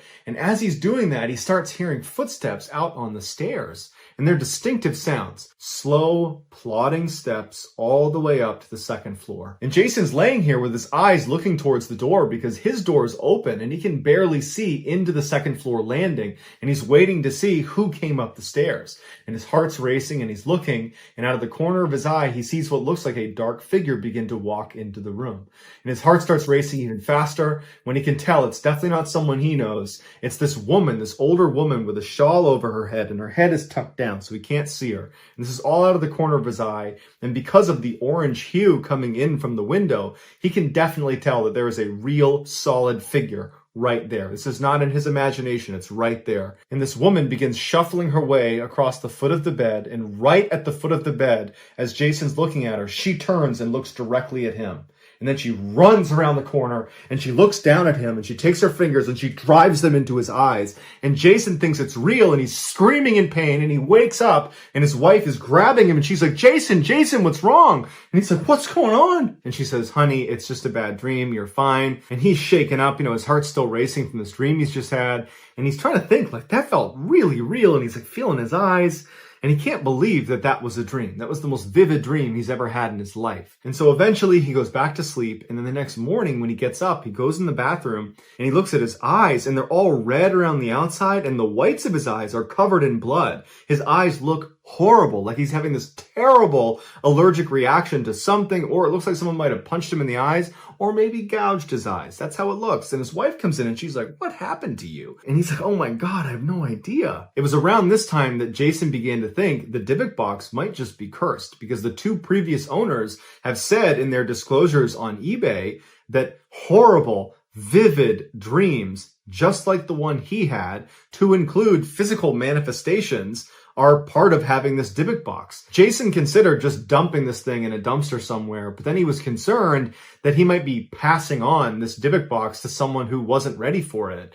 And so he decided he would give it another day and he would do some research about how to properly dispose of a Dybbuk box. And so that night when Jason came back from work, he left the Dybbuk box in his truck covered up in his driveway. And so Jason goes inside, he has dinner with his family, and then he's sitting down in the TV room and he's watching TV with his son. And as they're watching TV quietly, Jason hears his son say, hey Dad, who is that? And he looks over at his son, and his son is pointing behind him.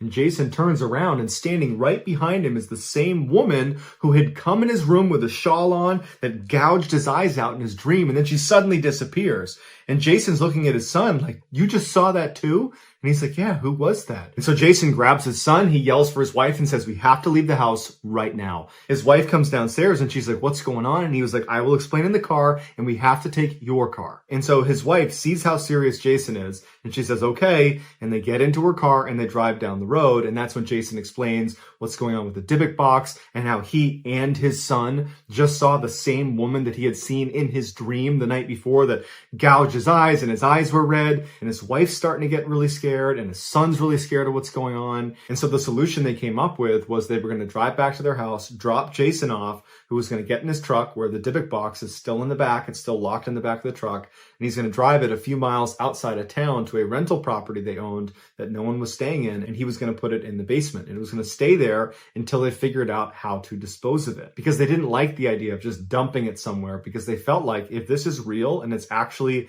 this cursed Dybbuk box, then somebody else is going to be cursed by this Dybbuk box unless we find a way, or at least attempt to find a way to contain it and destroy it. And so Jason gets dropped off, he gets in his truck, he drives to the rental property, he puts it in the basement, he seals it up, and he goes back to his house. Once Jason got back to his house, his wife and his son came back as well. And that night, Jason would go on eBay and he would find the contact information for Kevin, the original owner of the Dybbuk box after the estate sale. And he called him that night and Kevin actually picked up and the two of them spoke, and Kevin ultimately agrees to help Jason find a way to properly dispose of this Dybbuk box. And what Kevin offers to do is drive back to the house where he had originally purchased this Dybbuk box and see if he can get some more information about what it is and what they do with it. The next day, Kevin, the antique shop owner, he goes back to the house where he originally bought the Dybbuk box at the estate sale. He knocks on the door and an old woman comes to the door and Kevin introduces himself and he says, hey, I was here not too long ago and I purchased lot 29 that included that Dybbuk box and I wanted to know some more information about it. And the woman reacted and she's like, I told my family not to sell that. I know what was inside of it and I know you're not supposed to open it. And I tried to tell my family and they didn't listen. I really hope you didn't open it. And Kevin's like, actually, yeah, I did open it. And he described all the horrible things that happened. And he described selling it and all the subsequent owners, how they've had all these issues and how they've arrived at this place now where Jason in Missouri is having all these issues and they're trying to find a way to dispose of it. And that's when Sophie describes what's actually inside of this box. Sophie said she lived in Poland before World War II with her cousin Havila, who was the woman who had passed away, and all her things were being sold at the estate sale. And she said that at the time, it was all the rage to have seances and try to talk to dead people and spirits, and they would just do it for fun. Sophie, Havila, and their mother, they would do this for fun. And Havila had made this Ouija board where she had stitched letters onto this blanket and they put it over this table and they would all hold this pendant that was suspended by a chain and they would ask questions and they would hope that, a spirit that they were interacting with would interact with this chain and it would swivel around the pendant and it would point to the different letters whenever they asked a question and it would spell out, whatever their answer was. And Sophie said, nothing ever happened. It was just kind of a fun thing for them to do. But one time it did work. And they said the chain would go rigid and it would point over and over and it would spell the words, release me, release me, release me. Sophie said the women were incredulous and didn't believe it at first. But then they started to worry that if they didn't help this thing, that if it were a Dybbuk and were a malevolent spirit, they would find a way to attach itself to one of them. And so Sophie said they devised this ritual where they released it, but into this wine box that they were able to shut and lock. And that wine box became the Dybbuk box. And that Dybbuk box is the same one that was sold to Kevin. Kevin told Sophie that, what do we do? We've already opened it up. And she said, you need to contact a rabbi. And so they would call a rabbi, and apparently they were able to reclaim the Dybbuk inside of the box and lock it and put it away in a secret location where it's been since 2003. And apparently since it's been sealed off, Jason and Kevin have said they've experienced no demonic activity and they never plan to tell anybody where this thing is because they don't want anyone else to have even the opportunity to reopen the Dybbuk box and have to deal with all the horrible things that they went through. So that's going to do it, guys. I hope you enjoyed today's story. If you found the secret in today's video, please tell us in the comments section and tell us where you found it. So what's the timestamp? And if you're the first to do that, we will pin you at the top of the comments section. If you enjoyed today's video and you haven't done this already, at the next solar eclipse, please give the like button a pair of cardboard flimsy children's 3D glasses and tell them with these on, you can look directly at the solar eclipse and be totally safe. Also, please subscribe to this channel and turn on all notifications so you don't miss any of our weekly 3, 4, even 5 video uploads. If you want to get in touch with me, you can direct message me on Instagram or on Twitter. My username for both platforms is the same. It's just JohnBallen416. I also have a ton of content over on TikTok where my username is MrBallen. If you have a story suggestion, please submit it to our subreddit just called MrBallen. It is linked in the description below. So whether I see you on Twitter, Instagram, TikTok, Reddit, YouTube, or some combination, just know that I really appreciate your support. And until next time, that's going to do it. See ya. At the end of today's story, a lot of you are going to be shaking your head, wondering how in the world could they have missed that? But before we get into today's story, if you're a fan of the strange, dark, and mysterious delivered in story format, then you've come to the right place because that's all we do, and we upload 2 or 3 times every week. So if that's of interest to you, please offer to make the like button a sandwich of their choosing, but when you build it, make it between 2 very thin, stale, rye bread heels. Also, please... 2 very thin, stale rye bread heels. Also, please subscribe to our channel and turn on all notifications so you don't miss any of our weekly uploads. All right, let's get into today's story.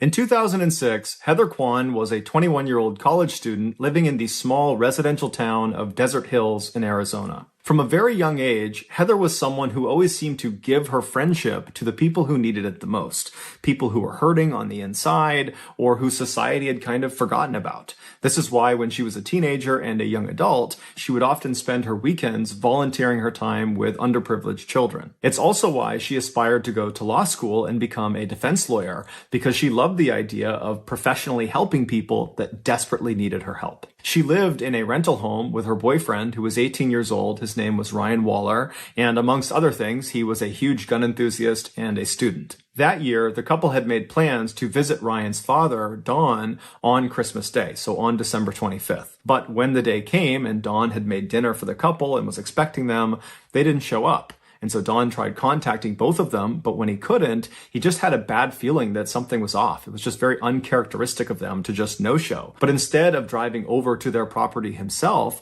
Don just called the local police and asked them to do a welfare check. The police arrived at the house in Desert Hills, Arizona. They knocked on the door, but there was no answer. They looked in the windows and some lights were on, but it was mostly dark inside, and they couldn't really tell from the car in the driveway if that belonged to the homeowners or somebody else. And so they stood there for a second. They're looking in the windows. There's no movement. They knock again while simultaneously calling out that, hey, we're the police. We're here to do a welfare check. Just want to make sure you guys are okay. And this time, after they were done knocking, they heard the deadbolt unlock, and then the door swung inward into the house, and standing right in front of them was Ryan. Ryan had this huge bruise on his left eye, this big black eye, and he had a cut on his nose, and he was just standing there, not saying anything, not asking any questions, just looking at them. And they looked past Ryan into his house, and they saw there was a woman lying on the couch, which they presumed was his girlfriend Heather, because that was the 2 people they were coming to look for. And so they turned their attention back to Ryan, and they asked him, what happened to your eye?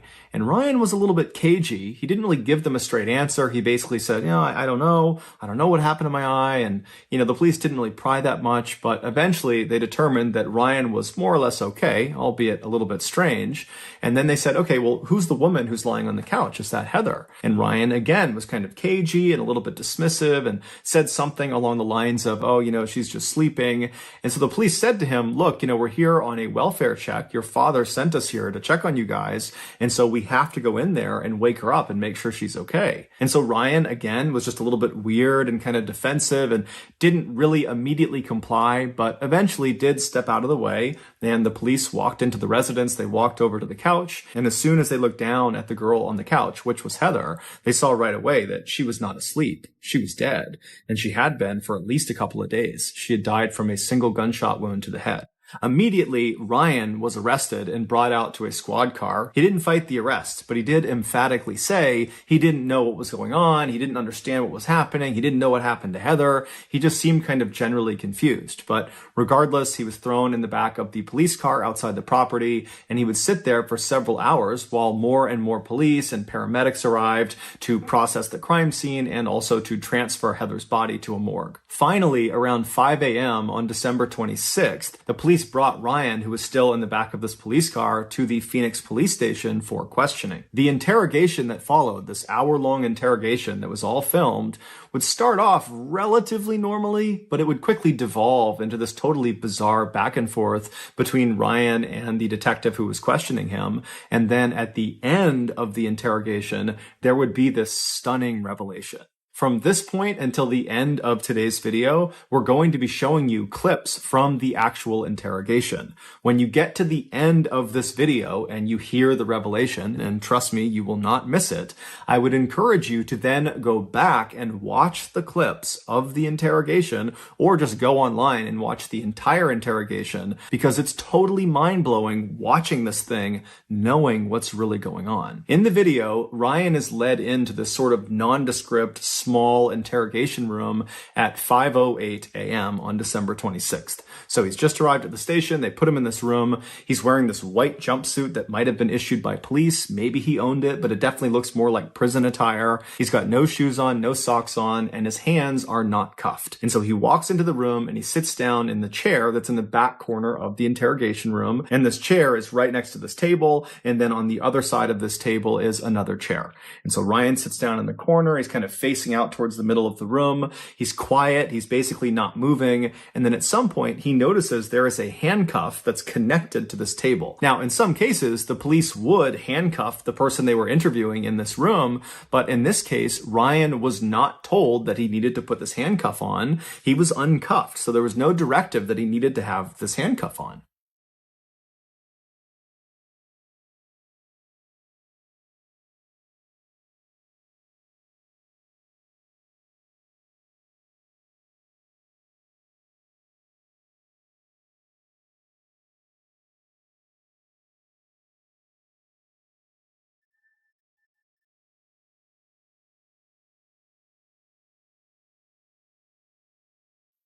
After handcuffing himself to this table, Ryan turns and puts his arms over this table, and he lays down, puts his head in his arms, and he lays that way for about 5 minutes. Periodically, he makes a few groaning sounds, but for the most part, he's quiet.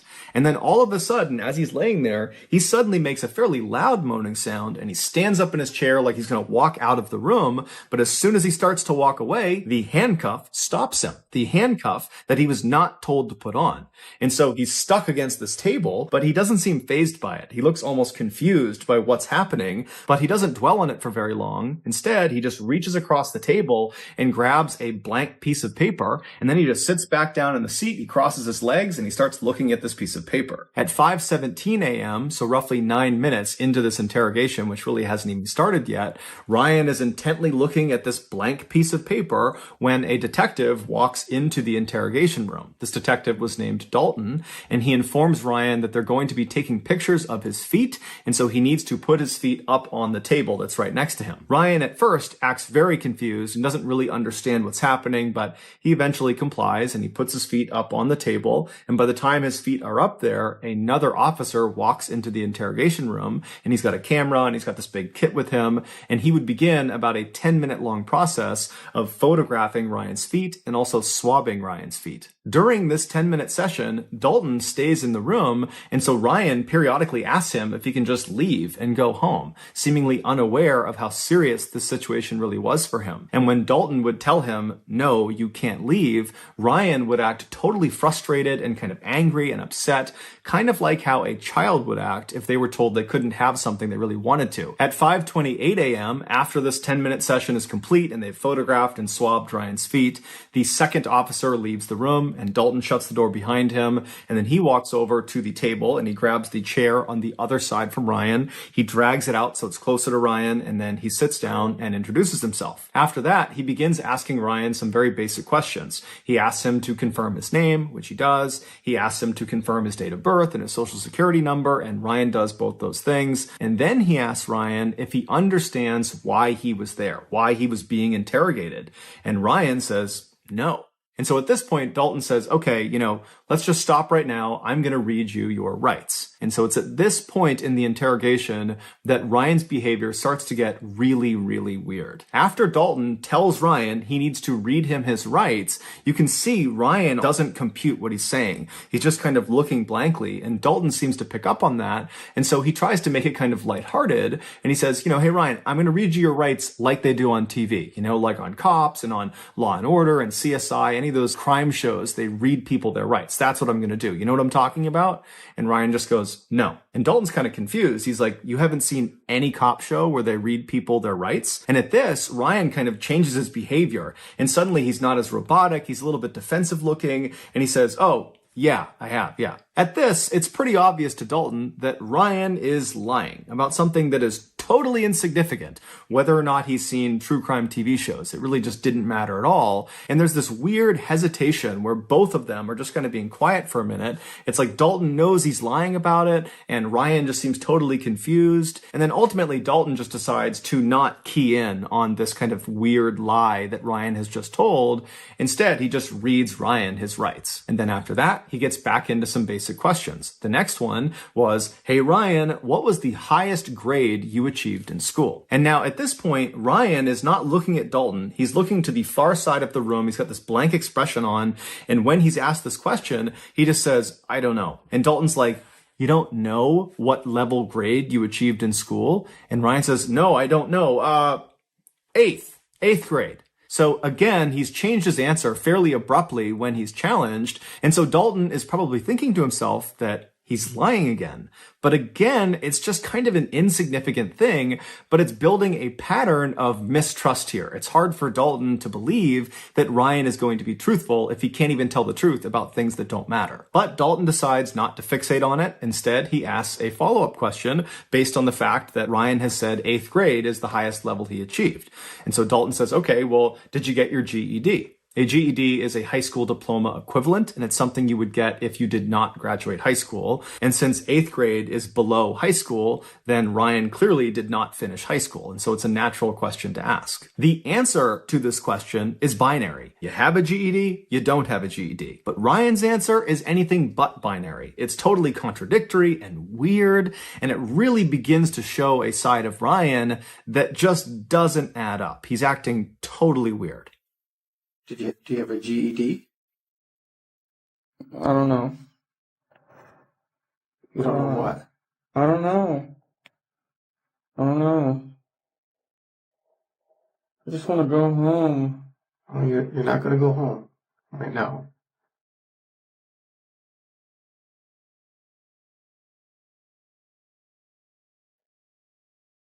So what? What's the highest grade that you completed? B? No, not grade, as in letter grade. I'm asking, did you graduate high school? No. And the highest you went was 8th grade? Yep.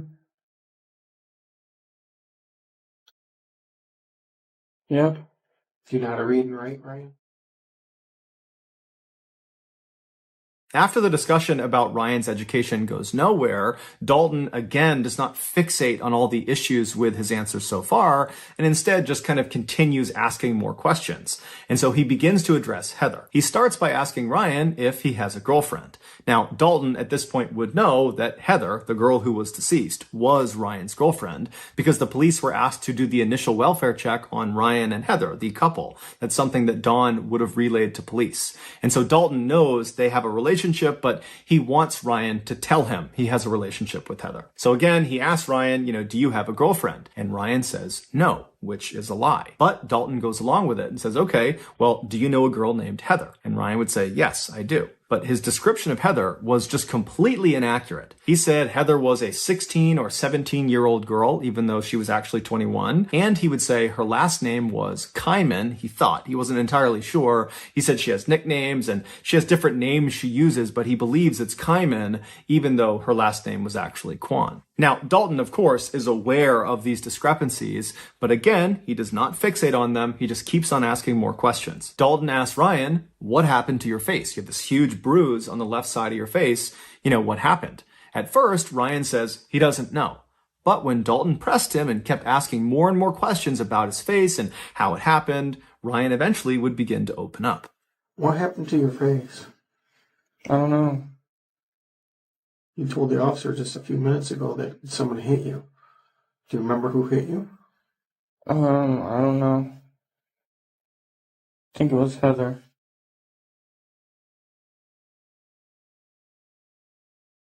Why would Heather hit you? I don't know. It was an accident. I forgot why. Like the other police officers involved, Dalton believed already going into this interrogation that Ryan killed Heather, that the bruise on his face was from Heather fighting back before ultimately Ryan killed her.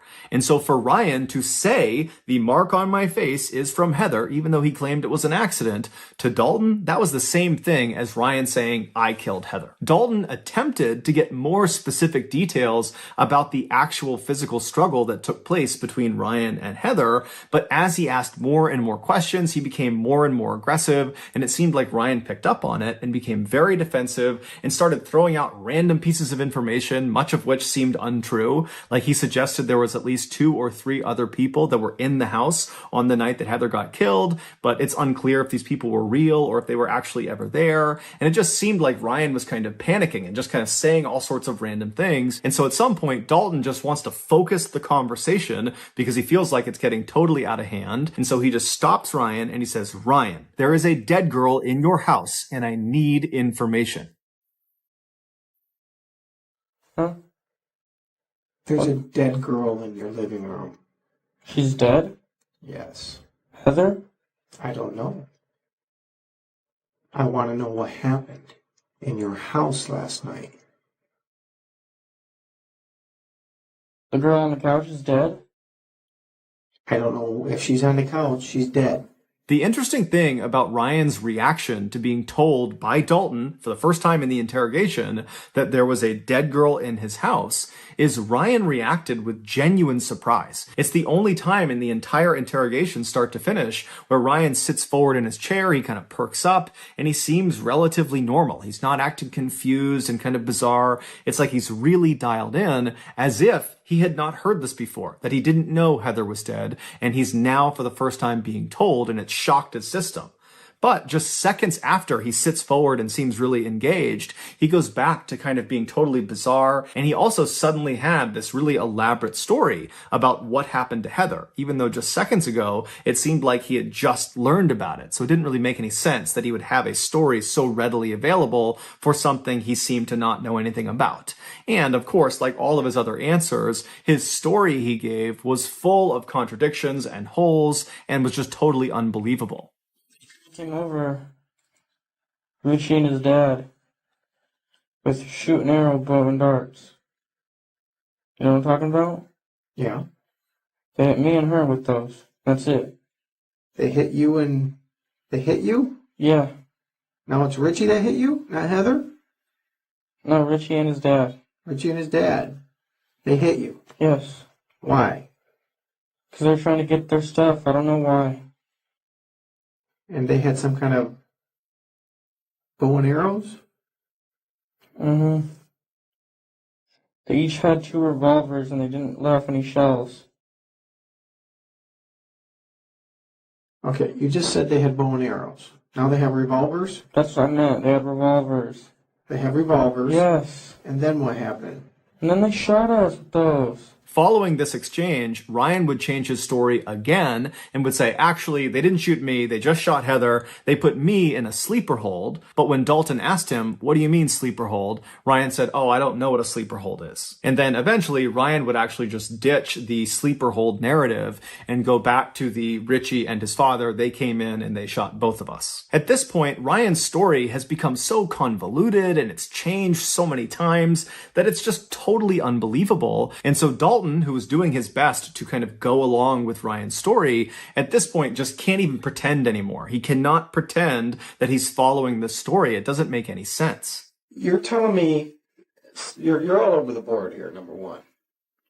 You're saying bows and arrows, you're saying revolvers, and you're saying some other thing, and you're saying they shot you in the eye. Okay? They shot you with a revolver in your eye. Yes. And that's Is it a BB gun?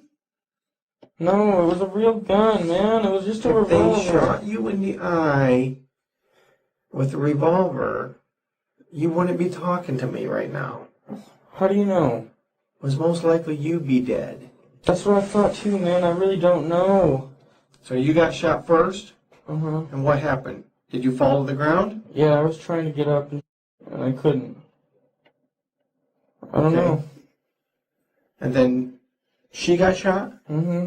What did you do? Nothing. Did you call 911? Did you see if she was alive? She was sleeping still, and that's it. I just let her sleep. She got shot in the side of the face, and you let her sleep? Yes. This does not make sense, Ryan. After this exchange, Dalton just goes full bad cop on Ryan, openly accusing him of shooting and killing Heather, and Ryan just continues to say he doesn't know anything, that he didn't do it, and his answers are just totally nonsensical and contradictory, and nothing is making sense. And so finally, at 5:52 a.m., roughly 45 minutes into this interrogation, Dalton is just at a loss. He does not know how to handle Ryan, because even though he really believes he did it, nothing Ryan has said has incriminated him, because nothing Ryan has said makes any sense. And so he's sitting there kind of thinking what he's going to do next. And then Dalton notices something. He notices something on Ryan's face. And he tells Ryan to come closer. He needs to look at it. Put your legs down. Put your legs down. Bring your face closer.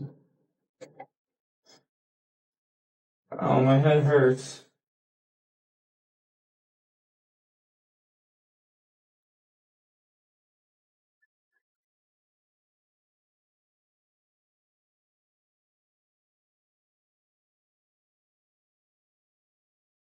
What Dalton had finally just discovered were 4 bullet holes in Ryan's face and head. Ryan had committed no crime. He was a victim the same way Heather was a victim, but somehow Ryan had survived the attack. On December 23rd, so 2 days before the welfare check, 2 men attempted to break into Ryan and Heather's house. They were 23-year-old Richie Carver and his 54-year-old father, Larry Carver, the same Richie and Richie's father that Ryan had mentioned during the interrogation. They were there because of an altercation that had occurred between Richie and the couple about a month earlier. During that time, Richie was actually living with Ryan and Heather, but apparently he began hitting on Heather, and Heather told Ryan, and Ryan got really mad about it, and Ryan and Richie got in this big fight, and ultimately Ryan kicks Richie out of the house. Now, this totally infuriates Richie and is very embarrassing for Richie, and so right away he begins plotting his revenge. And so on December 23rd, Richie and his father, they were there to carry out this revenge plot. When the father and son got to the back of Ryan and Heather's house, Ryan saw them at the back door through the glass door that was near their kitchen, and he ran over to try to stop them from getting inside. But Richie and Larry managed to barely get open the door, and Richie reached in with his hand, which was carrying a gun, and he shot Ryan point blank twice in the face. The first bullet went in through his nose and then out the other side of his nose, so that's the first 2 bullet holes. and then that bullet traveled back into his head through his left eye into his brain where it got lodged. And along with the bullet, 6 pieces of his skull that broke off from this bullet went inside of his brain as well. So that's the first 3 bullet holes. And then the second bullet that was fired into Ryan's head hit the side of his head. It did not penetrate into his skull. So the bullet didn't lodge anywhere inside of his brain. However, it did break off a piece of his skull. And so that was the 4th bullet hole. Ryan dropped to the ground. He was unconscious. They assumed he was dead. They managed to force the door the rest of the way open. They stepped inside. They stepped over Ryan's body, and they walked into the living room where Heather was cowering on the sofa, and Richie just immediately walked up, put a gun to her head, and fired a single shot. After she had fallen to the ground, the 2 men stole some things in the house and then fled the scene. They would ultimately get caught, and they're both currently serving life sentences. It's believed Heather died instantly from her gunshot wound, but Ryan didn't. At some point, maybe a couple of hours after he was shot, he woke up, but he had severe brain damage and he wouldn't have known what was going on. He didn't really know what happened, and he saw his girlfriend, Heather, lying on the couch, but he thought she was just sleeping, and so he too went to his bedroom and he fell asleep. But the next morning, he woke up and he still would have had no idea what was going on, and he spent the day on the 24th just kind of wandering around his house with his girlfriend lying dead on the couch. And so after a full day of just kind of mindlessly walking around his house, he went back to bed, and then he got up on Christmas Day on the 25th and spent another day just kind of walking about his house with his girlfriend, who he believed was sleeping, but really she was dead. And so finally the welfare check is called in, the police show up, and as soon as they see Ryan, they jumped to conclusions that he must have killed Heather, and it kind of dictated the way they treated him. Had they believed he was a victim, they might have sought medical attention for the wound on his face, but again, jumping to conclusions and assuming he was the killer, they figured that bruise on his face was from the woman fighting back. She had struck him before he had savagely killed her. And so they didn't give him any medical care. Instead, they put him out in the cop car out front of the property, and he sat there with no medical intervention for 6 hours. And during those 6 hours, literally every second that went by, there was irreversible brain damage being caused because he had all this bleeding inside of his head that was causing brain damage. And so the clock was ticking as soon as they found him, and for hours and hours and hours, he got no care and was just getting worse and worse and worse.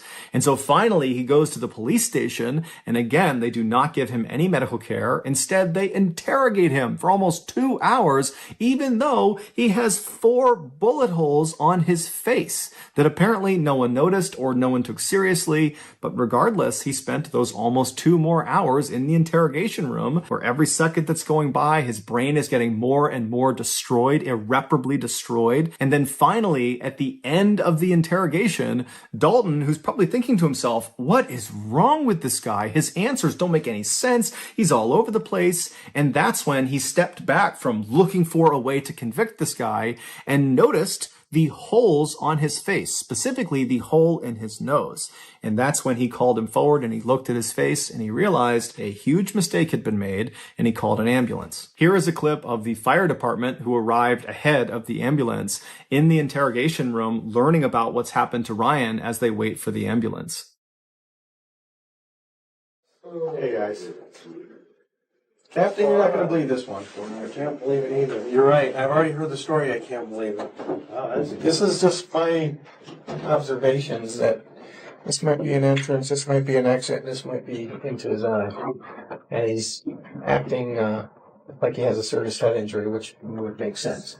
Ryan was ultimately rushed to the hospital, where he would undergo emergency surgery that would save his life, but it would come at a great cost. They not only had to remove a large portion of his brain, but they also had to remove both of his eyes.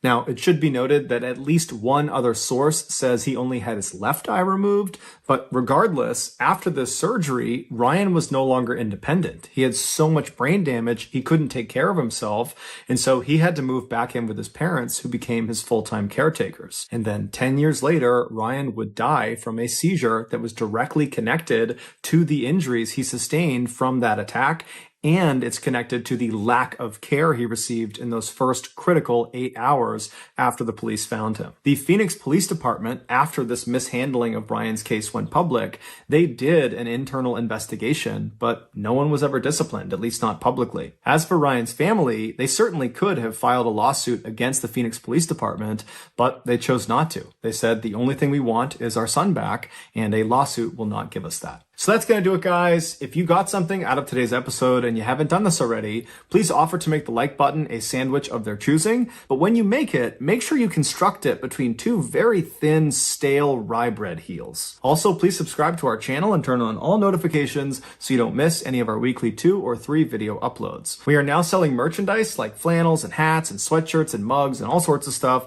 If you're interested, go to shopmrballen.com. If you want to learn about upcoming deals and promotions in our shop, go to our shop's Instagram page. The username is shopmrballen. If you want to get in touch with me, you can direct message me on Instagram or on Twitter. My username for both platforms is the same. It's johnballen416. I also have a ton of content over on TikTok where my username is MrBallen. We also have a second YouTube channel called MrBallen Shorts where we post random short videos and lost episodes. We also have a Facebook page just called MrBallen where we post condensed versions of the long episodes you see on YouTube. If you have a story suggestion, please submit it to our subreddit just called MrBallen. It's linked in the description below. So whether I see you on Twitter, Instagram, TikTok, Reddit, YouTube, Facebook, or some combination, just know that I really appreciate your support. And until next time, that's going to do it. See ya. Today, we have a really cool video for you guys. It'll be a collection of 4 stories that are all fan favorites, and they all share a theme: camping horror stories. These stories have all been totally re-edited, so even if you've seen them before, it's going to feel new and improved. That was the whole point of doing this. We wanted this to feel like a brand new viewing experience. But before we get into those stories, if you're a fan of the strange, dark, and mysterious delivered in story format, then you've come to the right place because that's all we do, and we upload once a week. So if that's of interest to you, please offer to refill the like button's Keurig machine, but instead of using water, go ahead and take all the water from inside of those baggies that contain fresh mozzarella cheese and just dump that gross gray water in there. Also, please subscribe to our channel and turn on all notifications so you don't miss any of our weekly uploads. Okay, let's get into today's stories.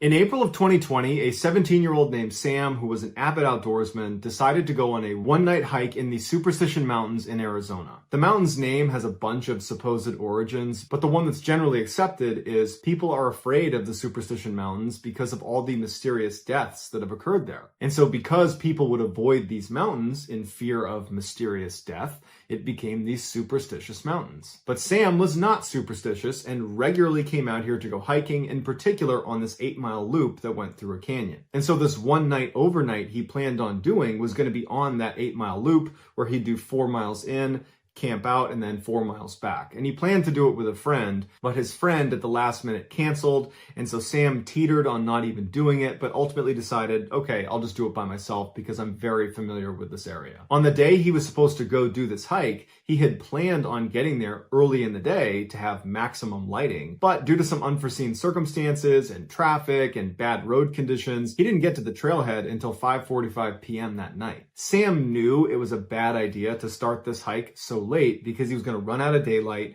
He probably was not going to make it 4 miles to the point where he planned on camping out.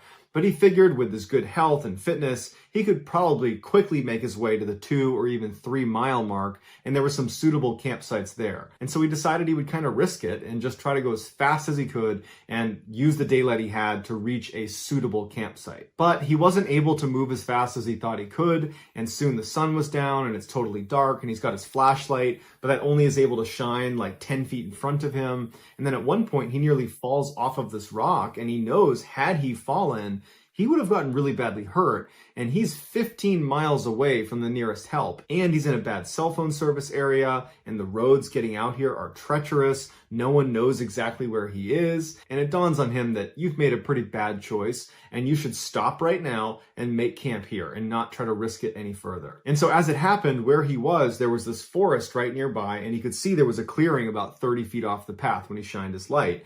And so he walked into that clearing, and he found it was a great spot to make camp. And in fact, on the edge of this clearing was the remnants of a fire pit. It was very old, but it at least showed someone had camped out right here, and they seemed to have made it just fine. So suddenly he was feeling pretty smart, and he felt pretty good about where he was staying for the night. Now, Sam intentionally did not bring a tent. He liked to sleep on a sleeping pad with a sleeping bag over that, and then he would string up a tarp over the top of him in case it rained. And since this clearing was surrounded by a bunch of pine trees, he was able to string up his tarp over the top, and it was perfect. And pretty soon he had a fire going, and then he cracked open a can of beans, and he began eating his dinner. And as he was eating, he started to get a sense that something was off, something was not right. He began scanning the tree line as if he was going to find something out of the ordinary, but his visibility was incredibly limited because he was sitting right up against a fire. And if you've ever sat next to a fire in a dark forest, your visibility is like 5 feet in a circle around the fire. You really cannot see beyond that. And his vision was also limited by all the pine trees that encircled his clearing.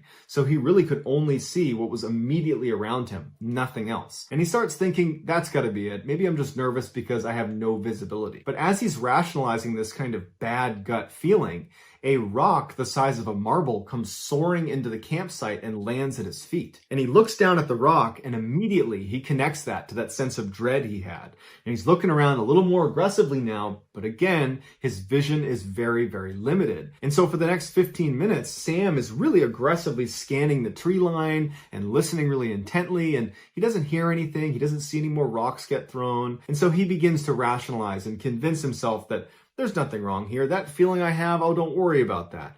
He starts telling himself, I must have kicked a rock. That's what it is. Or maybe a rock fell off a tree. But either way, it's something totally explainable and you got nothing to worry about. And after a little while, he convinced himself and he got into his sleeping bag under his tarp and he went to sleep. A couple of hours later, Sam wakes up and he has that same sense of dread, and now it's back with a vengeance. And he can't hear anything, he can't see anything, but he's definitely feeling like something is wrong. And at that moment, as he's listening really intently and looking really carefully, he hears the sound of rustling leaves. It sounds like someone walking through leaves about 30 or 40 meters away from his campsite. And initially, he can't tell if this person or animal is walking towards his campsite or away, but over the next 30 seconds or so, the sounds start to fade, and he convinces himself that, okay, they've left and everything's fine. But just in case, he wanted to grab his flashlight and shine it in that direction, and so he reaches next to him where he had left it when he had gone to bed a couple hours earlier, and he can't find his flashlight. And he's looking around for it, and he can't find it, and he's like, man, that's weird. I had it right here, right next to my body, and it's not here anymore. And that's when the alarm bells start going off in his head, because the only way this flashlight moves is if he moved it. And if it's not here, how did it move? And so he jumps out of his sleeping bag, he ducks out from under the tarp, and he's looking around on the ground in the immediate vicinity of where he was sleeping to find this flashlight. And as he's looking, out of the corner of his eye, he sees some light. And he turns his head, and in the same direction that he had heard those footsteps, those rustling leaves, when he was still laying down, he sees his flashlight laying on the ground about 10 meters away, which means someone or something had been less than a foot away from him to get this flashlight that was right next to him while he was fast asleep and totally helpless, and had moved it all the way over there. And immediately, Sam thinks to himself, that's a trap. They are trying to lure me away from my campsite. Suddenly, he felt so scared he wanted to vomit, but he knew in order to survive this situation, he needed to keep his wits about him. So he puts his boots on and he grabs his knife, and he knows he's not leaving this campsite. In fact, he's going to build the biggest fire he can. He's going to stoke that fire as big as he can get it, and he's not going to go anywhere near that flashlight. For the next several hours, Sam just stood in the middle of his campsite holding his knife, preparing to confront whatever the heck is out in the woods.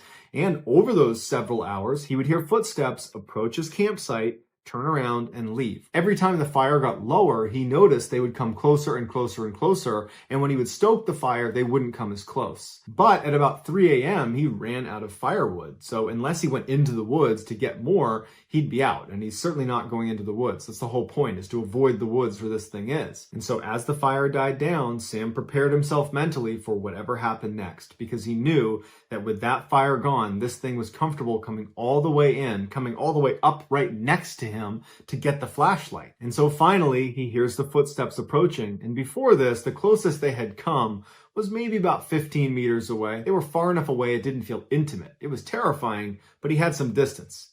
This time, they walk right up to about 3 meters away, but they intentionally come behind the thickest group of trees, so he can't see them. And it's still dark outside, and he's in that bubble of light near the fire, so he's blind to whatever's on the other side of those trees. But he knows they're there, and they've stopped. And for 2 hours, this poor kid is standing in the middle of this campsite, facing in the direction of whatever is behind the trees. Probably his imagination is going crazy at this point with what could be behind those trees, just waiting for whatever happened next. But ultimately, the only thing that would happen is the sun would eventually come up, and right before it actually popped over the horizon, this thing on the other side finally moved, it turned around and ran away, and it did not come back. And so when the sun finally did come up, Sam didn't just charge out of there because he's still thinking there could be a trap. He waited until it was totally full sunlight, and then he packed up everything he had, and he practically sprinted back to the parking lot, back into his car, and he drove nonstop for 20 miles until he got to a gas station where he could park and collect himself. And when he got there, he got out of his car and he went in and he got a drink. And when he came out, he noticed someone had written something on the dust on the back window of his car. And he walks over and it just says, "Sleep well?" ? Sam is confident whoever was stalking him at his campsite is the same person or group of people that wrote this message on his car. And now Sam just wonders, what would have happened if I retrieved that flashlight?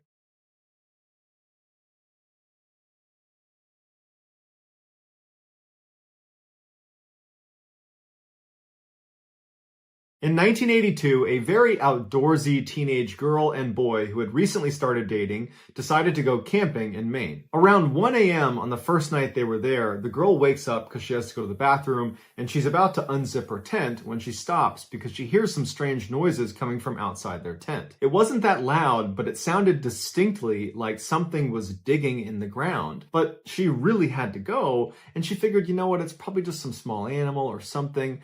And so she begins to unzip the tent, and there's a little bit of moonlight that night, and there was a clearing outside of their tent. So the moonlight's pouring through, so she has plenty of illumination. And so she looks through this tiny hole, and she can't believe what she sees. It is a grown woman squatting down about 2 or 3 feet away from their tent. Her back is to them, so she can't see that she's looking through the tent. And she's feverishly digging into the ground in front of her. The girl literally falls backwards into her tent. She's so startled by what she sees. And she lands on her boyfriend, who immediately gets up and he's like, "What's going on?" And she goes, "Shh." And she points at the little hole where she had unzipped the tent and she goes, "Look." The boy is confused, but he can tell his girlfriend is very serious. So he sits up quietly and he looks through the little opening in the door and he sees the digging woman. The boy recoils and looks at his girlfriend and he's like, "What is going on out there?" He takes a flashlight and she's telling him, "Don't do it." And he opens up the tent a little bit more and he aims his flashlight directly on this woman. And this gets her attention and she stops digging and she stands up slowly and she turns around and faces them and she's got no expression. She's not giving them any indication why she's there. She's not acting aggressive. She's not acting scared. She's just completely neutral. And she stands there staring at them for quite a while before turning around and just walking away from their campsite. And after a little while, when they were pretty certain she was gone, they open their tent all the way, they go outside, they kind of scan around with their flashlights and she's nowhere to be found. And they go to where she was digging and it's just this weird 4-inch deep hole in the ground. There's no rhyme or reason to why she was doing that. And so after sitting there wondering what they should do, they settled on, well, tomorrow we'll tell the park rangers that she was here and maybe they'll do something about it. And so feeling pretty confident that this woman's not going to come back, They both go back into the tent, they zip it shut, they get in their sleeping bags, and they're about to go to sleep when they hear someone running towards their campsite. And they know it's this woman. They immediately unzip the tent and they look out, and now the woman's not digging anymore. She's rummaging through some of their stuff that's outside of their tent. And the way she's doing it, they described as monkey-like. She'd pick something up, look at it, and throw it over her head. She'd pick the next thing up, throw it over her head, back and forth, just throwing things behind her. And so the boy gets out and he shines a light on her and goes, "You need to leave." And she doesn't react. She just keeps flipping through all their stuff until he gets pretty forceful and says, "You need to leave right now." And at that point, she kind of stops and looks at him like, "Huh, what are you doing here?" And then she gets up, turns around, and walks away. Now the couple really doesn't know what to do because she's clearly willing to come back after being confronted. But they stayed outside their tent for about 15 more minutes, shining their light and making lots of noise and treating her like she's an animal. And they're just trying to scare her away from the campsite.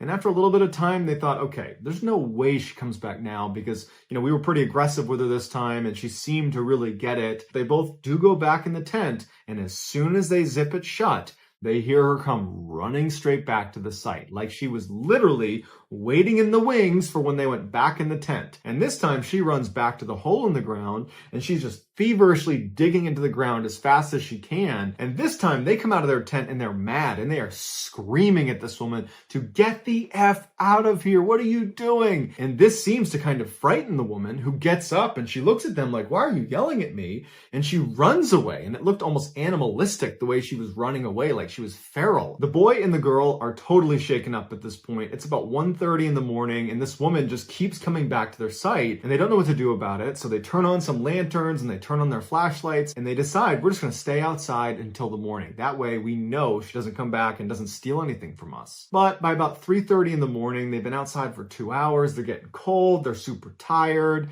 The woman's nowhere to be found. And so they finally say, "You want to go back in and get some sleep? I think this time she's really gone." They get back in their sleeping bags and they go to sleep. They don't hear her again. The next morning when they get up and they unzip their tent, they look outside and all of their stuff has been thrown all over the campsite. And the hole in the ground that the woman had dug that was previously about 4 or 6 inches deep is now well over a foot deep. And they realize this woman must have been lurking in the shadows in the woods, watching them from 1:30 to 3:30 in the morning. That whole time they were out there kind of warding her off. She was just waiting, just watching them the whole time in the shadows. And as soon as they went into their tent, she must have given it a little bit of time, but then she ran right back over and she ransacked their site. But the strangest thing was, after they looked through all of the stuff she had chucked around, nothing was missing, and there was some pretty expensive stuff that was laying out that she could have taken but didn't. After they picked up their site, they went to the park ranger and they told them about what had happened, but the ranger has no idea what to make of it. He's never heard of such a thing. And so the couple just leaves that day because they're not about to spend another night here. And to this day, they have no idea why this woman was running onto their site and digging into the ground and rummaging through their stuff. It was like she was just a wild animal.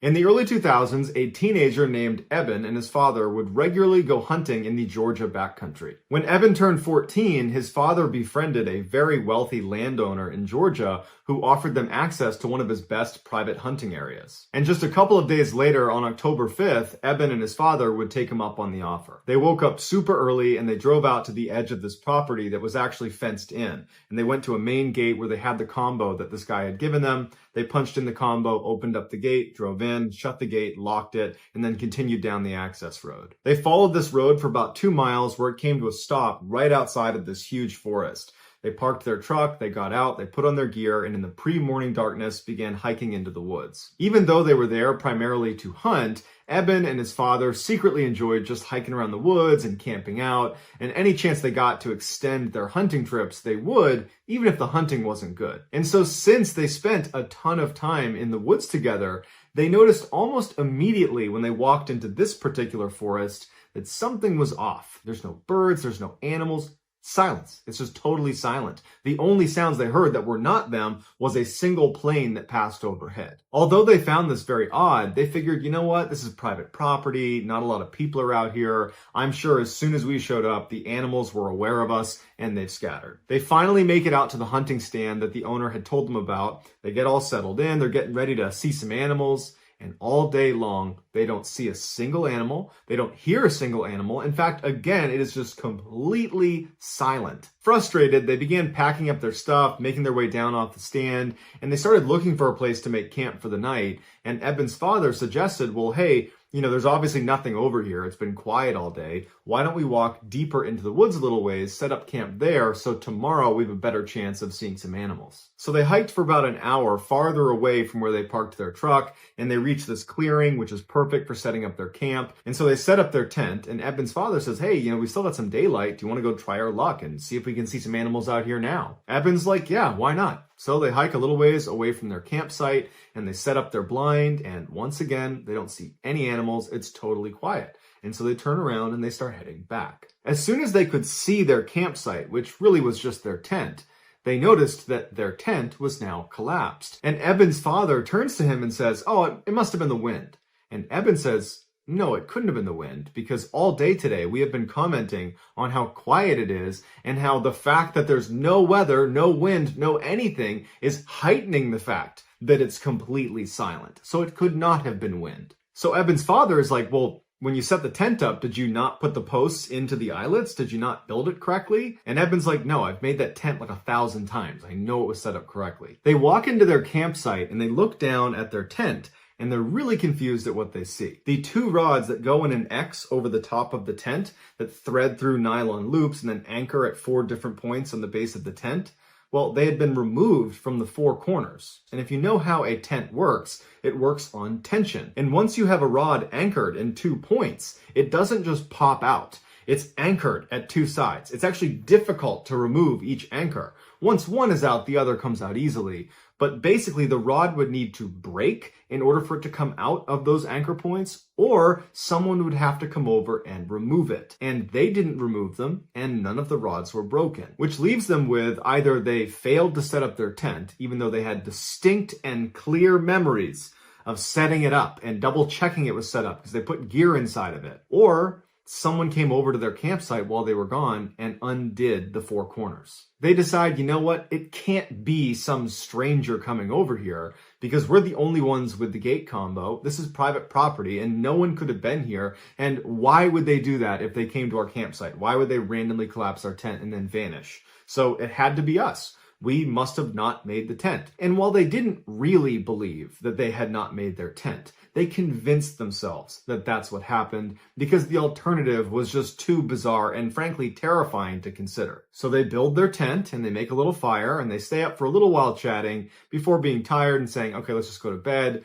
They extinguish the fire, they get in the tent, and they both fall asleep. A couple hours later, Eben wakes up suddenly and he's not sure if he's dreaming or not, but he thinks he hears someone laughing a couple 100 meters behind their tent off in the woods. Eben instinctively turns to make sure his dad is still in the tent with him, and he is. And then Eben starts listening really intently to what's happening outside. And all he can hear is silence, like it's been since they got in the woods. He doesn't hear any more laughter, and so he says, okay, I must have just been dreaming, and there wasn't any laughter out there, and eventually Eben goes back to sleep. A little while later, Eben wakes up suddenly again, except this time his dad is already awake and looking around anxiously. And Eben sits up and goes, what's going on? And his dad goes, shh, and he goes, can you hear that? And Eben listens, and to his horror, he hears laughing. He wasn't dreaming before. Eben also realizes the laughter is not coming from the same area he heard it. It's now coming from the opposite direction, and it's a lot closer to them. Eben very quietly and carefully explains to his dad that he actually heard this laughter a couple hours earlier, and Eben's father turns to Eben and says, before we came out here, I asked the owner, should we expect any other hunters or campers or anybody nearby? And the owner said, this is private property, and it's fenced in. There is no one there but you guys. After this revelation, they both turn their attention back to just listening because they're hoping this is just going to stop and whatever this is just going to leave.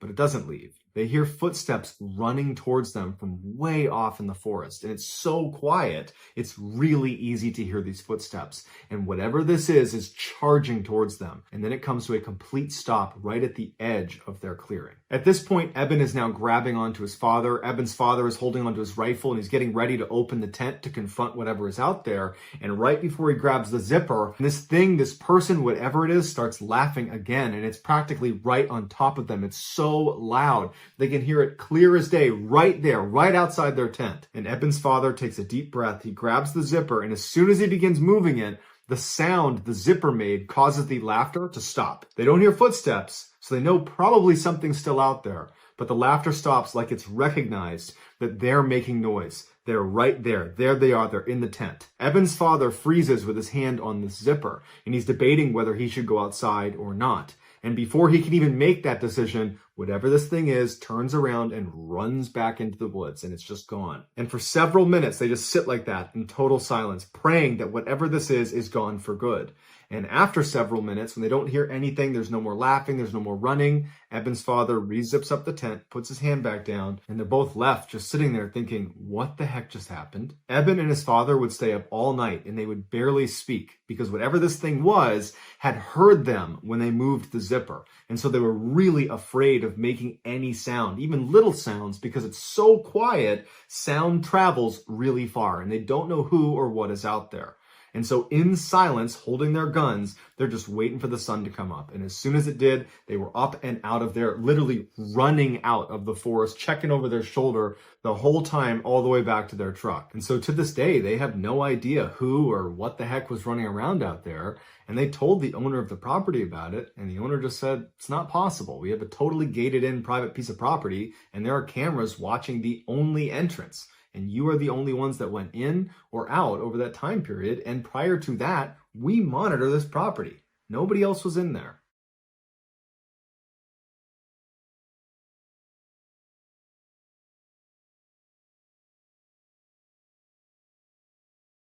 In 2016, a 25-year-old Wall Street banker named Matt was camping near Mount Rainier in Washington state. His job was so hectic that in the rare times he got a chance to, he would disappear into the wilderness for a few days to clear his head. Despite living in one of the biggest cities in the world, Matt was actually a very competent outdoorsman. And so for this trip, he decided he would stay way off any trail, deep in the backcountry in random locations. On the first night, he found a nice clearing in the trees, and so he set up his campsite there. He ate some food over his fire, he pitched his tent, climbed inside, and within a few minutes, he was fast asleep. Several hours later, Matt woke up to some strange sounds coming from outside of his tent.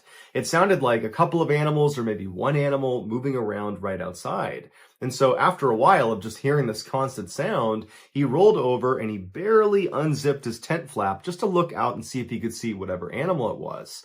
And what he saw shocked him. There was a man sitting in front of his fire pit. There was no fire in his fire pit. And the guy was just sitting there with his hands on his knees, looking straight down. And periodically he would just kick his feet in the ashes of the fire pit.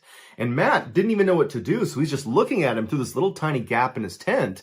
And this man all of a sudden looks up directly at Matt and makes eye contact with him. And the guy's eyes go wide and he stands up, turns around and runs away from Matt's campsite. Matt has no idea how to react to this. And so he just quickly unzips his tent, jumps outside and shines his light into the forest looking for this guy. He's thinking to himself, who is this guy? I am in the middle of nowhere in the backcountry of Washington state. How long was he sitting outside there for? What does he want? And so as Matt is trying to make sense of this totally weird thing, he's thinking, okay, I'm going to look out and I'm going to see his flashlight somewhere, or I'm going to see his campsite. You know, maybe he's set up nearby and he's looking around into the total darkness. He's looking through all the trees, any light source anywhere out there he would see. And there's not one. There's no fire. There's no flashlight. There is nothing. And so eventually Matt goes back inside of his tent, he zips it up, and he's just left kind of dumbfounded. He can't understand how some person was just sitting outside of his tent for no apparent reason and then vanished into the forest without even turning on a flashlight. And so after a very restless night, finally the sun came up again and Matt was very relieved. He stepped outside, and after a little bit of time now from this strange incident, Matt started to tell himself that all that was is some guy happened to set up his campsite nearby. It is possible, albeit rare because we're in the backcountry, and maybe he was just intoxicated and he wandered over here and, stranger things have happened, so that's probably all it was. And so Matt felt like there was nothing to worry about. He packed up his campsite and he began hiking into the forest. Matt didn't have a planned route. Instead, he had a map and a compass, and he began just kind of wandering in the forest, kind of exploring wherever he wanted to go. And over the next 2 days, he covered at least 10, maybe 15 miles in kind of random zigzag directions. He found a nice clearing and he set up another campsite. That night, he set up a fire and he was eating some food near his fire. And then as he's sitting there, he hears rustling coming from behind him. And he's pretty sure it's an animal. So he turns around and he doesn't see anything. And he goes back to eating his food. And then a little while later, he hears some more rustling behind him. And this time he can't really just write it off. Clearly, there is something behind him that's moving around. And so he stood up, turned around, and remained motionless and just listened, expecting to see maybe a deer come out of the woods. But instead, he hears a man's voice come out of the darkness that says, "Do you know how to get to Bell's Canyon?" And Matt's heart starts racing. He knows that even though he can't see him, it has to be the same guy he saw 2 days ago. Because they are in the middle of nowhere. He hasn't seen any other hikers or campers or anyone. And clearly this guy has the ability to sneak up on him. And so he's thinking, what does this guy want? I just spent the past 2 days hiking in random directions for 15 miles, and he must have followed me. And so Matt, not knowing what else to do, just says, I don't know where Bell's Canyon is. And then there's silence. And Matt, one part of him is thinking, I hope this guy does not come into the light. I hope he just goes away. The other part of him is thinking, well, maybe this is a different person that is lost and they're looking for this place called Bell's Canyon and they'll come into the light. It'll be a big relief. I'll send them on their merry way and everything will be fine. But as Matt is having this wishful thinking, the voice from the shadows does not come any closer, but instead asks the same question a bit more forcefully this time. "Do you know how to get to Bell's Canyon?" This time, Matt did not respond. Now he was scared. This is not some friendly hiker looking for directions. There's something wrong. And so Matt, knowing he's all alone out here, he knew he had to do something to try to take control of this situation. And so he took a deep breath, he reached down and grabbed his flashlight, and in one swift motion, he lifted his light up and shined it in the direction of this guy's voice. And what he saw was this guy from 2 days ago looking out from behind a tree right in Matt's direction. He was hiding from him. And when the light hit him, the man barked at Matt to aim it away. And Matt kind of instinctively lowered his light, but now he was too scared to raise it again, and now he knows it's the same guy. This guy has been following me for 2 days. And so for several minutes, Matt just stood there absolutely terrified, and this guy, he just stayed out there. Matt didn't hear him move. It was just a complete standstill. And then the silence was broken yet again by this voice, except somehow he had moved even closer to Matt. And when he came through asking the same question, "Do you know how to get to Bell's Canyon?" his voice was so close to Matt that Matt got scared and raised his light up, and the man was standing just a few feet away from him. And this time, the man's eyes got wide like they did the first time they saw Matt, and he turned around and he ran into the forest again. Matt, not knowing any better, just began running after him, but he only ran for about 30 seconds before he realized the terrain out here is so rough. He's gonna fall, get hurt, he's gonna get lost, and this guy's already long gone. He somehow managed to run immediately so far away. And so Matt just goes back to his campsite and he's thinking to himself, what do I do? I have no cell phone service. I'm at least 3 days away from my car, and I'm in the middle of nowhere. No one even knows where I am because I didn't chart a course. I didn't tell anyone where I was going to be. And so Matt just grabbed his knife and stood in the middle of the campsite, and for hours and hours, he just kept looking around, expecting this guy to just show up again or start speaking to him from somewhere out in the darkness. It was absolutely horrifying. Finally, by about 3 a.m, Matt was so tired that he had to go to sleep. He hadn't heard this guy again. He didn't see him again. And he figured, I need a little bit of sleep because tomorrow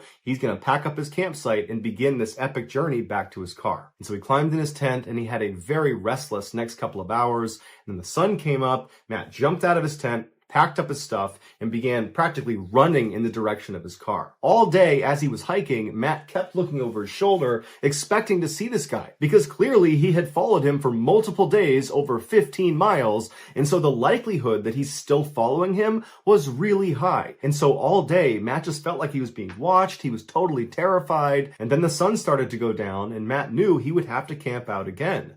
And so he found a clearing in the trees, he set up his campsite, and he was so tired from running basically all day and being so mentally exhausted from this experience that he just got in his tent and fell asleep very quickly. But several hours later, he woke up to the sound of somebody walking around his tent, and he knew it had to be this guy. He's still in the middle of nowhere. He's not even close to the parking lot yet. And so this guy is still following him.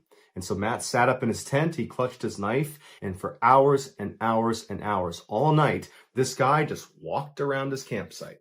And then around 4 or 5 in the morning, he scampered off. When the sun finally came up, Matt leapt out of his tent, packed up his stuff, and literally just began running in the direction of his car, hoping that maybe he could get there before needing to camp out one more night. And so all day as he moved, he's looking over his shoulder, knowing this guy is following him. At this point, it's not even a question. He's somewhere in the forest, but he could never see him. And unfortunately, as the sun was setting, he knew he was not going to be able to make it to his car. He was just too far away. And so at some point, when it got too dark to keep moving, he had to find a clearing and set up his tent again. And so Matt climbed inside of his tent, he zipped it up behind him, he grabbed his knife, and he sat there, expecting to hear this guy come walking around.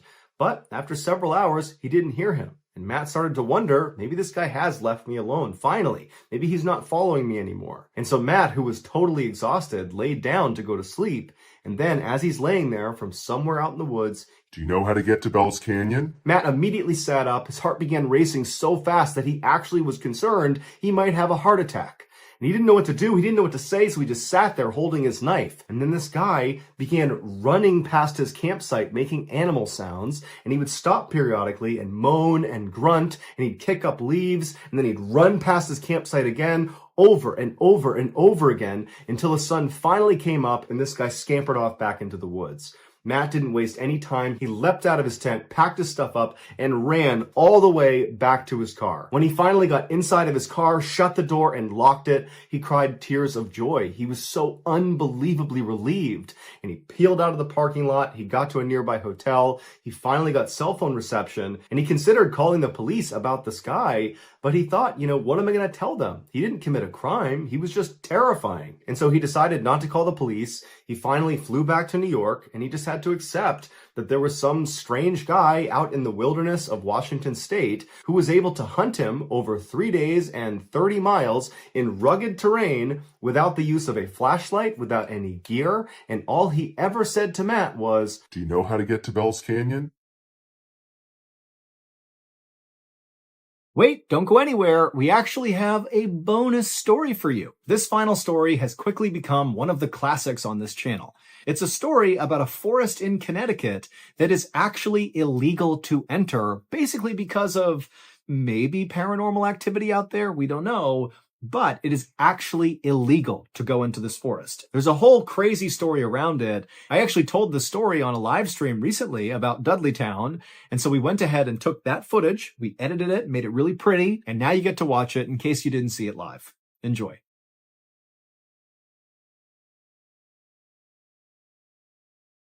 In the summer of 1906, there was this couple, Dr. William Clark and his wife Harriet, and they were up in northwestern Connecticut, and they're driving along this winding country road in a place called Litchfield County. And as they're driving along, it's so scenic and beautiful with rolling hills and green everywhere. And what they were doing is they were looking for a location in this area that could serve as a location for their second home. So Dr. Clark was an oncologist, and they lived back in New York City, where he and his wife lived kind of a fabulous life. He was super successful. He was not only an oncologist, he was a big-time professor as well. And so they lived this amazing life in New York. But, their lives were really hectic. New York City is a hectic place. Add in the fact that they were very social people, always going out and going to functions and this and that. And so they had some extra money, and they wanted to, buy or build a second home that would kind of serve as their retreat away from the city. And after I guess, looking all around the country, they found Litchfield County was kind of like the opposite of New York City. I mean, very few people were living there at the time. And again, it's this beautiful scenic place. And so it just seemed kind of like the perfect spot. So again, Dr. Clark and Harriet, they're just driving along, beautiful day. And they eventually, in Litchfield County, they eventually reach this beautiful red wood-covered bridge. And they go over it. And when they get to the other side, their field of view opened up because there weren't as many trees right on the other side of this bridge. And they suddenly had this view up and to the right, maybe, half a mile away or something, of this weirdly shaded forest. Now, you got to remember that basically everywhere they're looking, there's trees everywhere. I mean, it's very densely forested everywhere. But there was just this one kind of rise, like a pretty big hill, a prominent hill that was really dark, like totally shaded. And it was because there's two mountains or two hills on either side of it, almost creating like a valley. And so it just looked like, wow, that's a very shaded forest. And as you'll see, it's actually called the Dark Entry Forest, in part because of how shaded it is. And so they've just come out of this bridge and they're seeing this area up on this hill. There's no buildings, nothing. It's just trees. And there was just something immediately about it that really stood out to Dr. Clark and his wife. And they noticed that the road they were on, there appeared to be like an access road that kind of splintered off the road they were on that appeared to go up into that forest, the Dark Entry Forest. And so they look at each other and they're like, hey, let's go up there. Maybe that's the place where we can find our spot for our second home. And so Dr. Clark pulls off the main road, goes on the access road, and he begins making his way up towards this kind of darkened forest area. And really quickly, the road itself was very overgrown. At first it seemed like it was relatively well maintained, but the farther up they went towards this dark forest, the rougher it got, to the point where Dr. Clark couldn't even drive on it. There was too many potholes and everything. So they end up pulling the car over and parking. And at this point, they're actually in a bit of a clearing, and they can actually see up ahead of them where they parked. It looks almost like an entry point to the forest. The tree line is right in front of them, and there's kind of like a gap in the trees where this rugged road kind of continues into the forest, and they continue walking on foot towards the entry of this forest. Again, it's beautiful, scenic, very sunny, beautiful day. They're super excited, and they walk into the shade of the forest. And right away, it's like all the sunlight basically vanishes, but not in a spooky way, kind of like they lowered the brightness slightly, and it's very quiet. And, the canopy in Dark Entry Forest is known for being really, really thick. And so not much light was pushing through, but it created almost like, it was like they were walking into a bubble. It's just pure, unadulterated silence and peace. And as they're walking on this road, which quickly becomes mostly like a little path, it doesn't even look like a road at some point. It's just kind of like grass that's been pushed down. Clearly, not many people or anything is coming into this forest, at least not from this direction. And as they're walking along, they're looking around and they're like, this place is so beautiful. I mean, it was already beautiful, but this is especially beautiful. Like, they walked maybe a couple hundred feet into the forest, and off to their right is this apple orchard, untouched. No one's taking these apples. It's just like a wild apple orchard. And there's deer that are just eating the apples off the tree. And they're looking over at Dr. Clark and his wife, and they're completely unafraid. They don't see people. So this is not terrifying for them. Deer just eating their apples. And then, on the other side of the road, there's these huge, fields full of flowers that are, again, trees are everywhere, but there's all these flowers at the bases of the trees, lilies and roses and yellow bitter tansies, or I think that's what they're called. So all these beautiful flowers. And then at some point, as they walked a little bit farther into this Dark Entry Forest, the sunlight that was poking through, it was hitting the ground in such a way that it was actually sparkling, because this forest was actually on a hillside, and there was this mineral called mica. If you're familiar, it's like this little translucent, it almost looks like kind of clouded glass. That's actually a mineral that comes from the ground.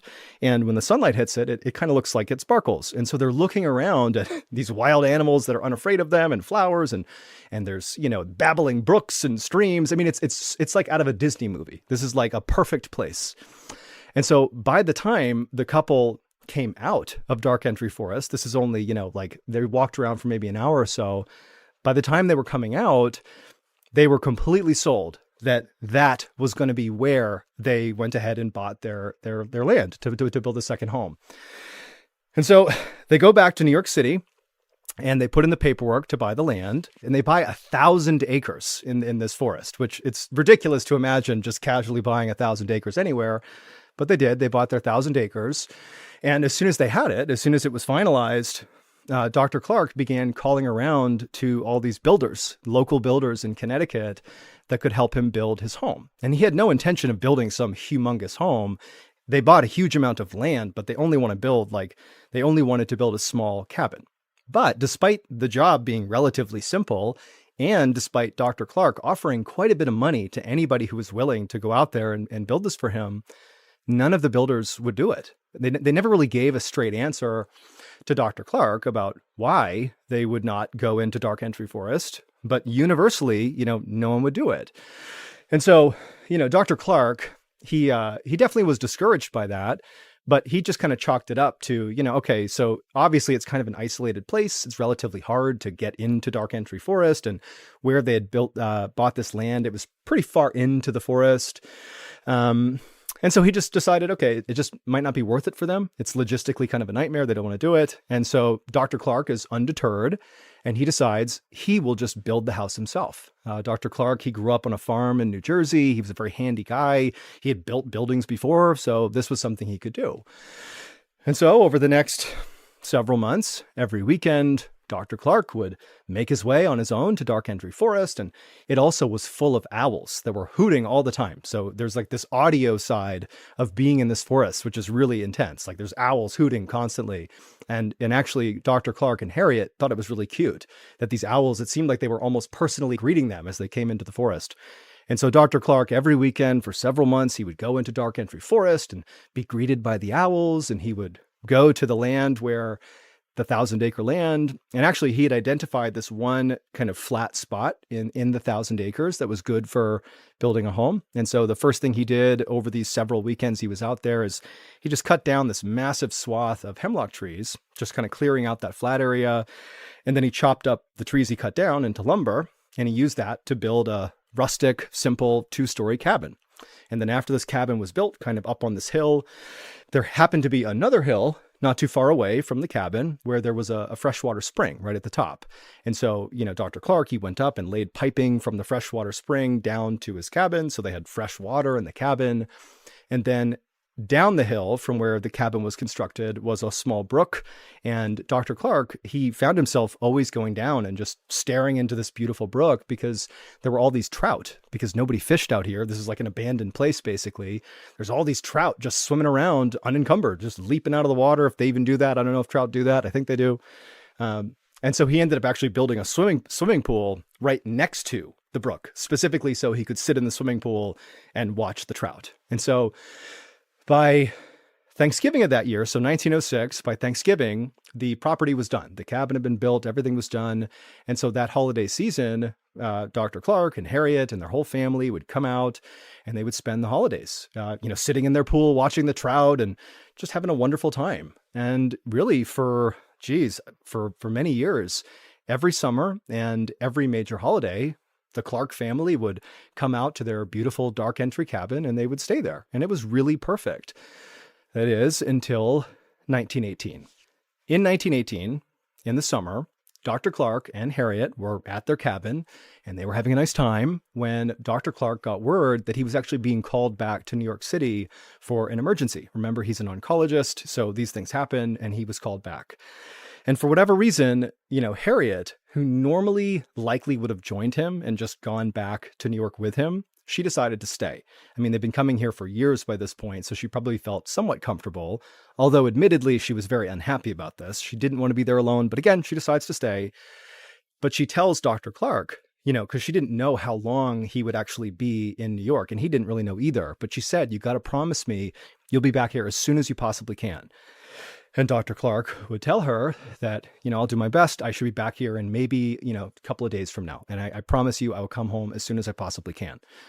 And so Dr. Clark packs up his things and he and his wife, they leave their cabin. They, walk their way down the trail, listening to the owls and looking at the mica sparkling on the ground. And they leave the forest and they make their way to a nearby train station, which actually was not that far away from the entry to the forest. And Harriet dropped off her husband and she watched, as he, boarded and it began taking off and he disappeared to go to New York. And Dr. Clark, as he's vanishing, traveling on this train, he's thinking to himself that, okay, I'll be in New York just for a couple of days. I'll be home. I'll be back in no time. Little did he know, over the course of time he was going to be in New York, his wife would endure something that is just truly horrifying. So, before I explain to you what happened after Dr. Clark left, you need to understand some history about this forest. History that Dr. Clark and Harriet did not look into before deciding to purchase these 1,000 acres. Because had they done the research into this area, they likely would not have bought the land. So there actually used to be a town that was settled in the Dark Entry Forest. It was called Dudleytown. And it was settled in the 1740s. And at first it was just a couple of families just getting by, but pretty quickly it grew to about 30 families and several structures and houses and the whole 9 yards. Like, it's a small community inside of this beautiful forest, and things were great. For a small town in the 1700s, things were stable. But starting at the end of the 1700s, like in the 1790s up till about the 1800s, things started to go really, really badly in Dudleytown. And in fact, because of how badly it went, it earned this, the conclusion was that Dudleytown had to be cursed. And that lore had stuck around, which is actually why those builders refused to do the work for Dr. Clark, because they believed it was a cursed place. So this is what led to it being believed to be cursed. And I'll tell you, it's pretty creepy. So it started with the Carter family. So the Carter family was a big family inside of Dudleytown, and it was in 1790, 1792. There was this cholera epidemic that broke out in this small town, and 6 members of the Carter family died really suddenly from cholera. And the remaining members of the Carter family, which was significant, I think there was a dozen people still left, might have been a few less than that, but a pretty good chunk of people, they were so grief-stricken from the loss that they decided to just literally abandon their houses in Dudleytown and go back to New York City, where they happened to be from as well, same as Dr. Clark. But as soon as they got to New York, they were massacred by natives that lived in the area. And the only people that survived this massacre were 3 children, and the 3 children were kidnapped and never seen again. And so that was the start of bad things happening to people in Dudleytown.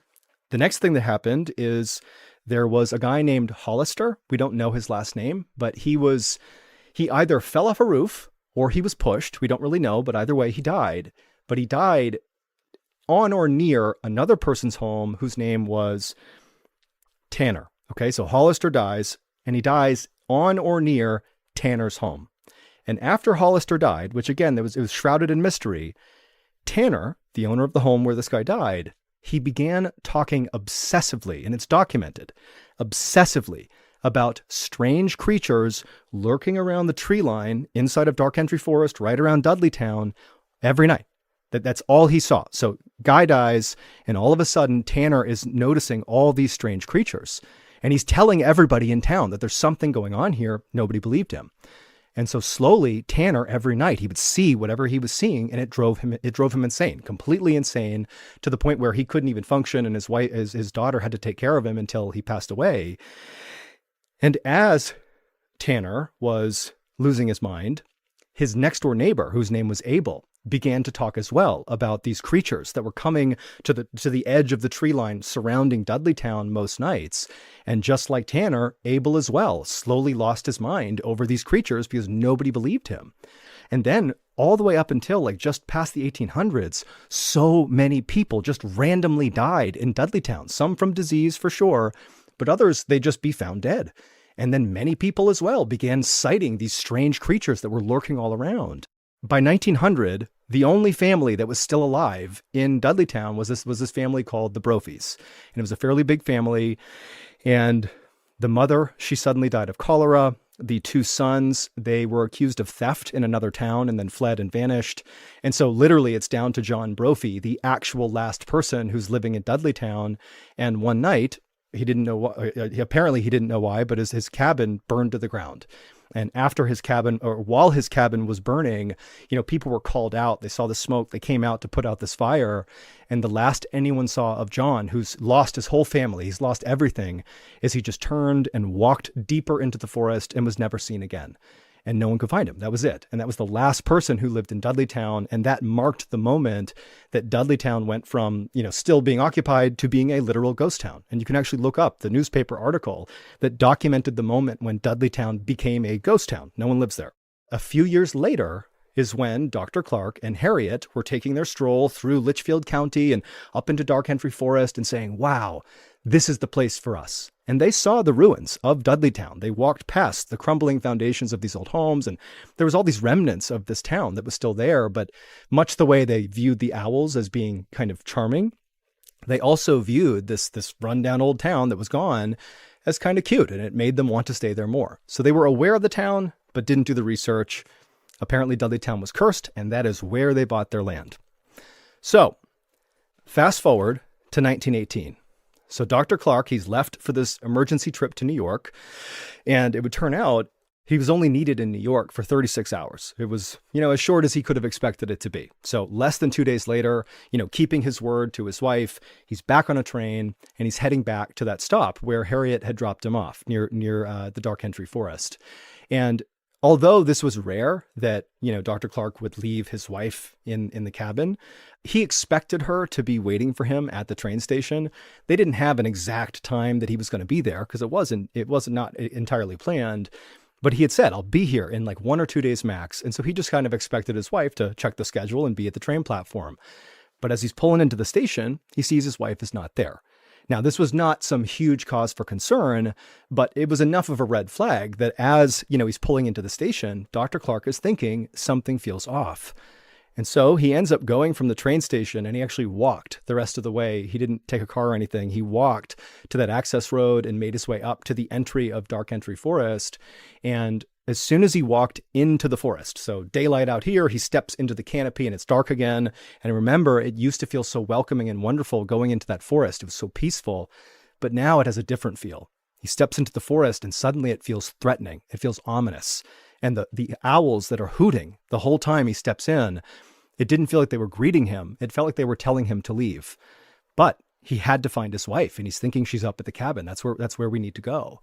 And so he begins kind of jogging, fast walking. He's getting a little nervous through the forest. And as he's moving through, the sounds of these owls are getting louder and louder and louder and more threatening until finally, when he gets to the clearing, when he can actually look up and see where he built his cabin up on this hill, it's like a cacophony of noise. It's just constant hooting, almost like it doesn't even sound like hooting. It's just a loud sound that's constant. And so Dr. Clark is starting to panic. But he gets even more panicked when he looks up at the cabin. He doesn't see his wife, but he sees the front door to this cabin is slightly ajar.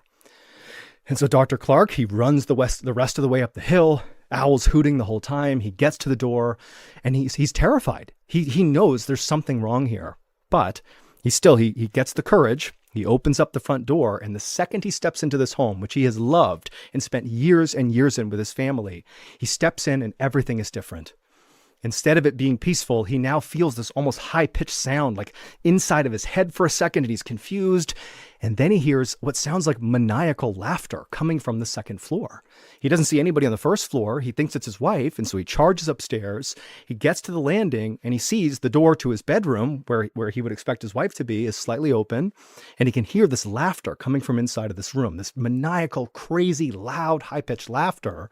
And he's totally panicked. He goes to the door, and he opens it up. And there, in the back corner of the bedroom, is his wife. And she's in the fetal position, and her mouth has been opened as wide as it can go. And the laughter that he's hearing is coming out of her body, but her jaw isn't moving. Her chest is heaving, and this maniacal laughter is just coming out of her as she stares him dead in the eyes.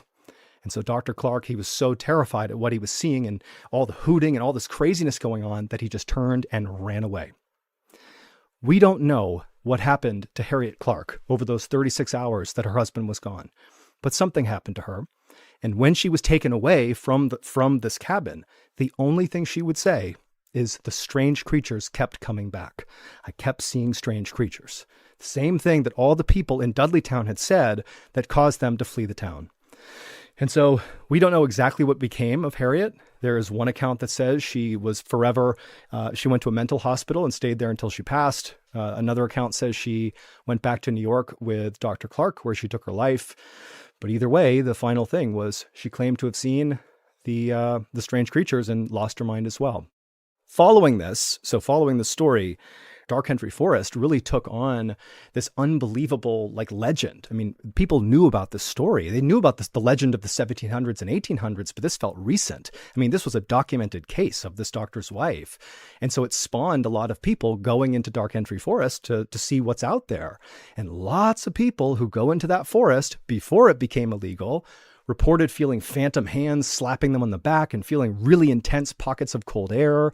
And actually, the very famous paranormal couple, Ed and Lorraine Warren, in the 1970s, they went out and ran the special series about what happened in the Dark Country Forest.